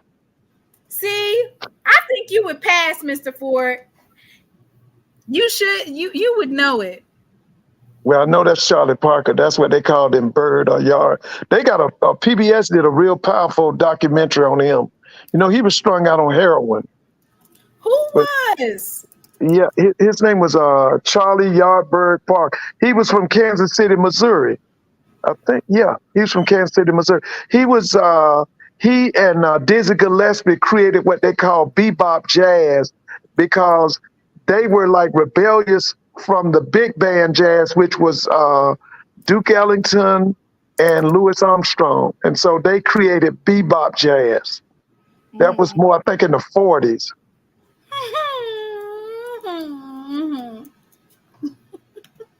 Mr. Ford, you passed. Oh, no, I don't know. Jay, you passed because you got a couple right. Me, I'm going to have to study.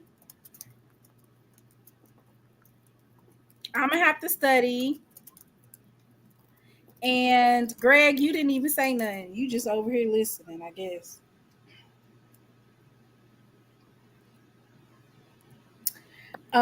Play me some of that bebop. Yeah, bebop jazz. Yeah. Ask Mr. Ford what group is known as the Barbs. No, you got me on that now. I instantly thought about. This is from 2024. You No, really have the Barbs. That's a fan base. I wouldn't mess with that fan base if I was y'all. I wouldn't do that. They die. I know you know about all them kids you got. I know they be telling you about who's who. Yeah, they do, but sometimes it's my students involved with my students told me who was R. Kelly back in the 90s. They told me who was Snoop. I found out from my kids who was Snoop. Who else did they tell me about? You remember the Yin Yang twins? I had some kids tell me who they were.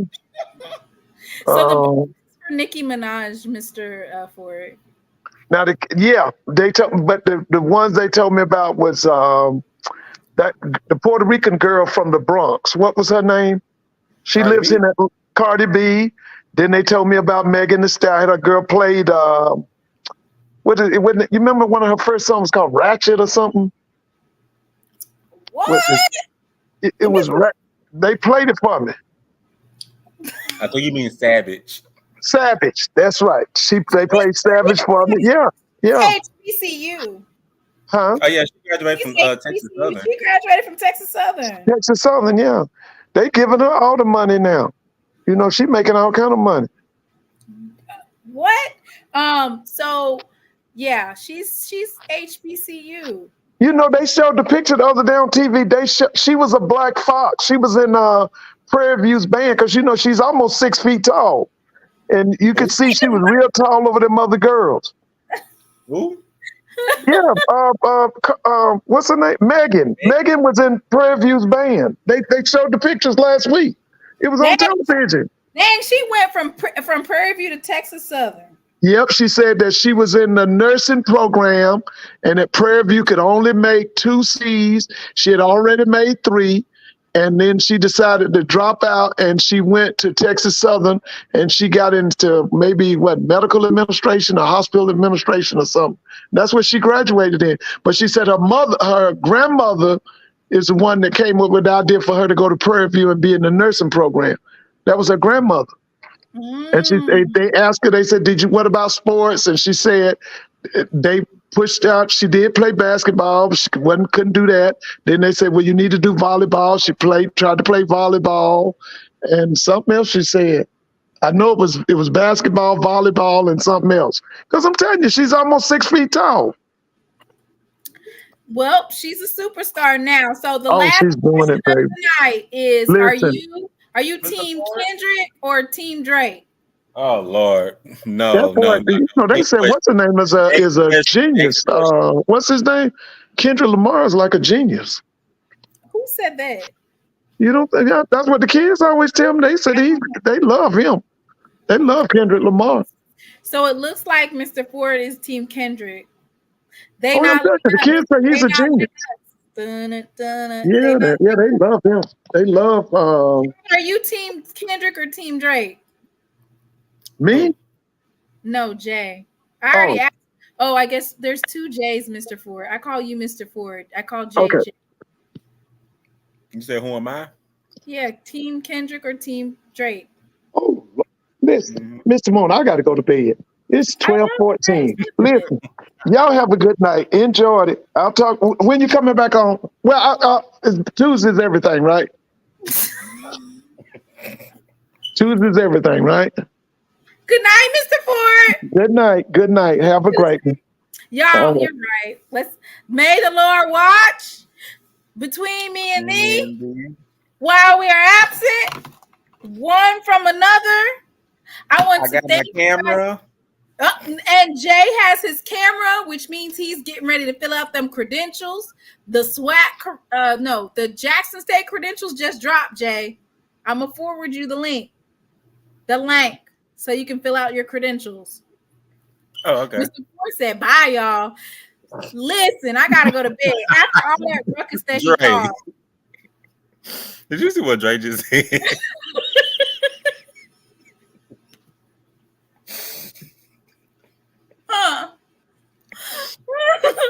Hey, you gotta watch Dre because he'll be calling stuff out on Twitter. He called out Braxton because Braxton said, well, I asked Braxton, and he's not here to defend himself, but he said, I thought you were talking about who would win, not who would lose. Because, my baby, we don't play that over in this household. He over there calling my baby out, talking about Jackson State will lose to Valley. My son had a misspeak, okay? Well, really, I blame Mr. Ford for that because he said, what are the wins you got for Valley? Right, and he didn't hear that part. So when I just started naming schools, he said, let me say Jackson State. But he said it like 3 times. Because he didn't understand the question. I asked my son, and I asked him, okay? I asked him the question. Mr. Ford wife came down those stairs and said, get your ass off the internet and bring your butt to bed.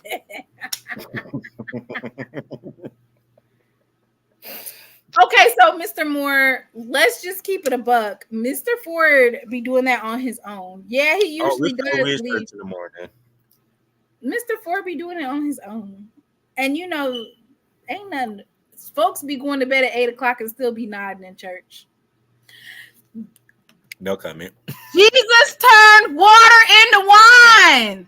Look, I got water in my hand. Look at this. I'm going to do a trick, y'all. Did y'all see that? Ooh, that was tight, wasn't it? Let me do it again for y'all. Jesus turned water into wine. Oh, did y'all see that? I just turned water into wine, y'all. No, but listen, before we leave, I want to once again give a shout out. Now, EA should not be extorting me to get a wrench. He did send a donation, but EA is requesting a wrench. Yeah, he's requesting a wrench. Mr. Bundles want a wrench. Who else wanted a wrench? It was like a whole lot of people asking for a wrench in this chat. Okay. Listen, the Arsenals have been supporting the channel, and I mean, Bishop Bundles, ain't he sponsoring you? He should have been got a wrench, honestly. What is he gonna do with it? He not gonna do nothing with it. I'll give him a wrench, but what's he gonna do with it? Did he ask for a wrench? I'm gonna have to look back at the comments. He did. Okay. He did. I thought he said you get a wrench, we get a wrench, he get a wrench. If y'all want a wrench, we're gonna take wrench applications after SWAC Media Day because I don't want y'all cutting up when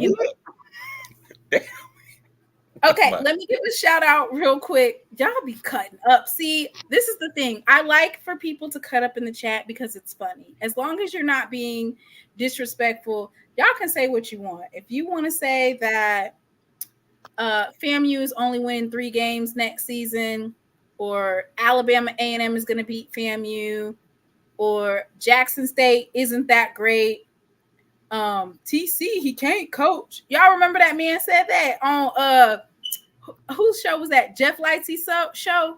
He can't coach. He was talking about Texas Southern's wide receiver and how he couldn't coach, and so then the Texas Southern receiver came to Jackson State and they lost. Yeah, Good times, good times. But anyway, you guys can say that in the chat as long as you're not like disrespectful, personal name calling and stuff like that. Ain't that right, Jeff? Hey, Tamana, I had to. I tried this new ice cream. It's real good. What ice cream? Bluebell. They got a new. Bluebell. They got a new flavor. It's How you cookies and cream. go from frozen margaritas to ice cream? That's too much cold stuff for me. I mean, it's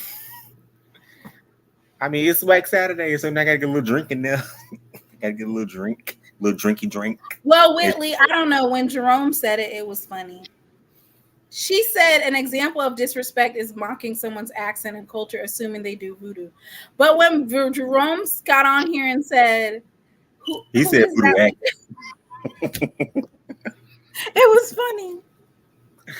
Whitley, he was talking about Coach Green. Did y'all let Coach Green? Did we let that slide because it was Coach Green? That's unfair and biased. I think I let it slide because, I mean, first of all, I'm not doing any of the blocking in the chat anyway. Is he in Arsenal? No, it's Julian is Arsenal. And then Mimi is Arsenal, but she's Arsenal Doucet. I hope I'm saying that last name right. Because Jerome, you're the only one that said about, Jerome Johnson. Now why am I in it?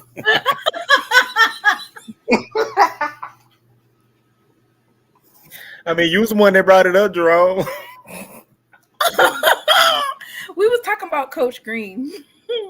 I think that's why we let that slide. You about a 2. and that was about 2. Who I just snorted. I'm sorry, but when he said, "Who is that with that voodoo accent that just came out the shadows?" I was cracking up because it was funny, but it was because it was Coach Green. Like, I think we have to put context to also some of this stuff, right? Okay, this is Mr. Opinion, and he's caused a lot of ruckus on a lot of people's channel. And I don't want anybody to be blocked, but you just, got to sit out and time out. Thank you, Miss Kim Sweeney, for your donation for SWAC Media Day. Miss Tara Walker, I really, really appreciate you.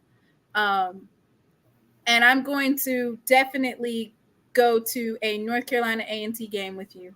I'm going to have on my Jackson State attire. Okay. Miss Desi Scott, thank you so much for your donation.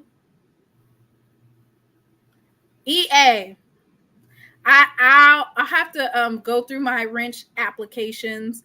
I do feel like my moderators do a really good job of moderating the chat. But even I'm so glad that Dre is back, right? Y'all gotta let certain people have a longer leash. So Dre is one of those, which is DJ 85. You have to let him have a longer leash because sometimes he has sarcasm and you can't necessarily tell what it is in the chat. You know how when you type versus when you talk, it's different. You got to give Dre a longer leash. So y'all leave DJ 85 alone. So, Edwin, block means that you can't come on the channel at all, but timeout means you just can't comment for like a certain amount of time. Right. And apparently Adrian Crook be in here commenting. I can't even see his comments, but he be in here. Oh, Lord. Dre's still talking about something he got blocked last time. Who blocked him? Because I don't know who that was. No, but you can't. Dre's sarcasm and how he comes across in...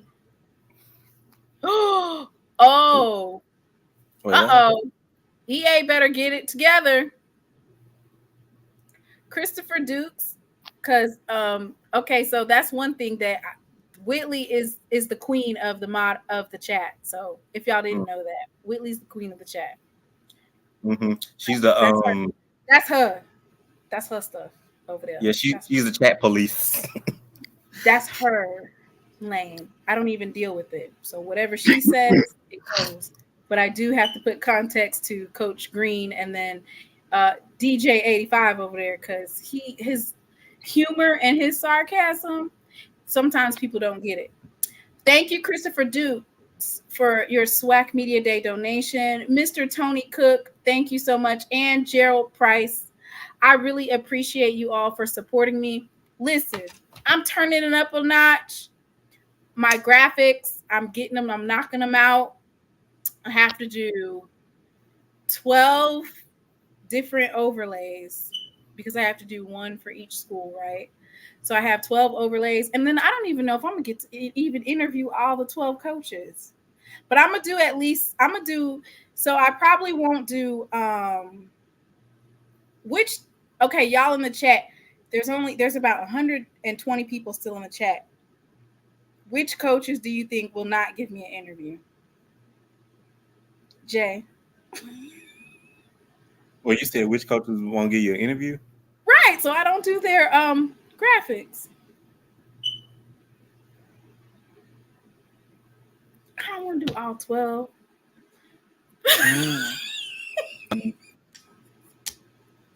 Why is Dre? Dre?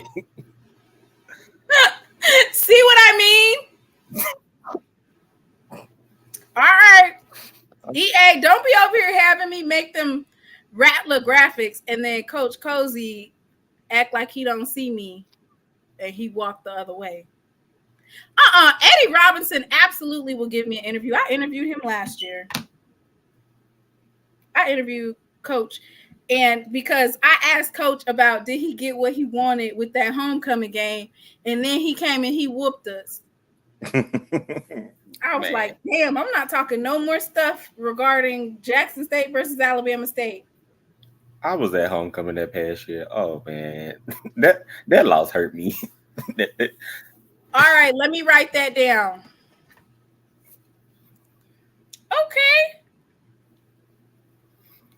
So he's from Fayetteville too? Dang. Y'all got some Fayetteville folks up in the SWAC at me at. Let me write that down. You know you got to butter him up a little bit. Did you guys know that Coach Maynard used to be an actor? Did you know that, Jay? What's his name? Coach Maynard. He was in like a movie or something or a commercial. Cornell Maynard.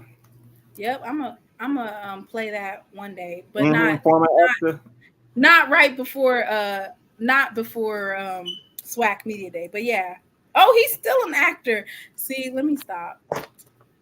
Because I don't think but yeah, Coach Maynard, yeah, he was in Any Given Sunday. Oh, he was in some movies. I don't see him. Yeah, he was. Coach Maynard is okay. So yeah, but yeah. So that's why when you saw his, I think they came out with some type of promo video last year. It was really funny or whatever. He's an actual actor in real life. All right. His name, he was in. Wait, hold up. Look at Jay. that. Huh? Kid Dre. What he say? Get him. Man, Dre. I'm gonna put you in timeout. Yep. A quarterback from Southern played the quarterback in. Okay. All right. So yes. See, Adrian Cook is in the chat. I can't even see what he's saying, and I don't ask nobody to kick him out because Adrian Cook, when he was in Roughing the SWAC, some of his sentences weren't cohesive, and so I don't know what happened, but I don't see him talking. So, all right. So, see, yeah. So basically, that's what I'll be doing, which is I'm going to be doing those 12 different, graphics. So basically, it'll have the coach and the questions. Y'all have a good night. Thank you, Dre, for stopping by over there. See, this is Mr. Ford Jr. over there. He's clearing the chat out.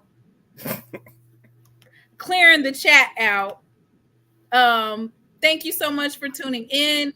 Make sure you turn those notifications on. If you're tuning in and you're not subscribed, go ahead and subscribe so you don't miss out on any of the deets. And as always, how are we leaving out, Jay? How you gonna fix it?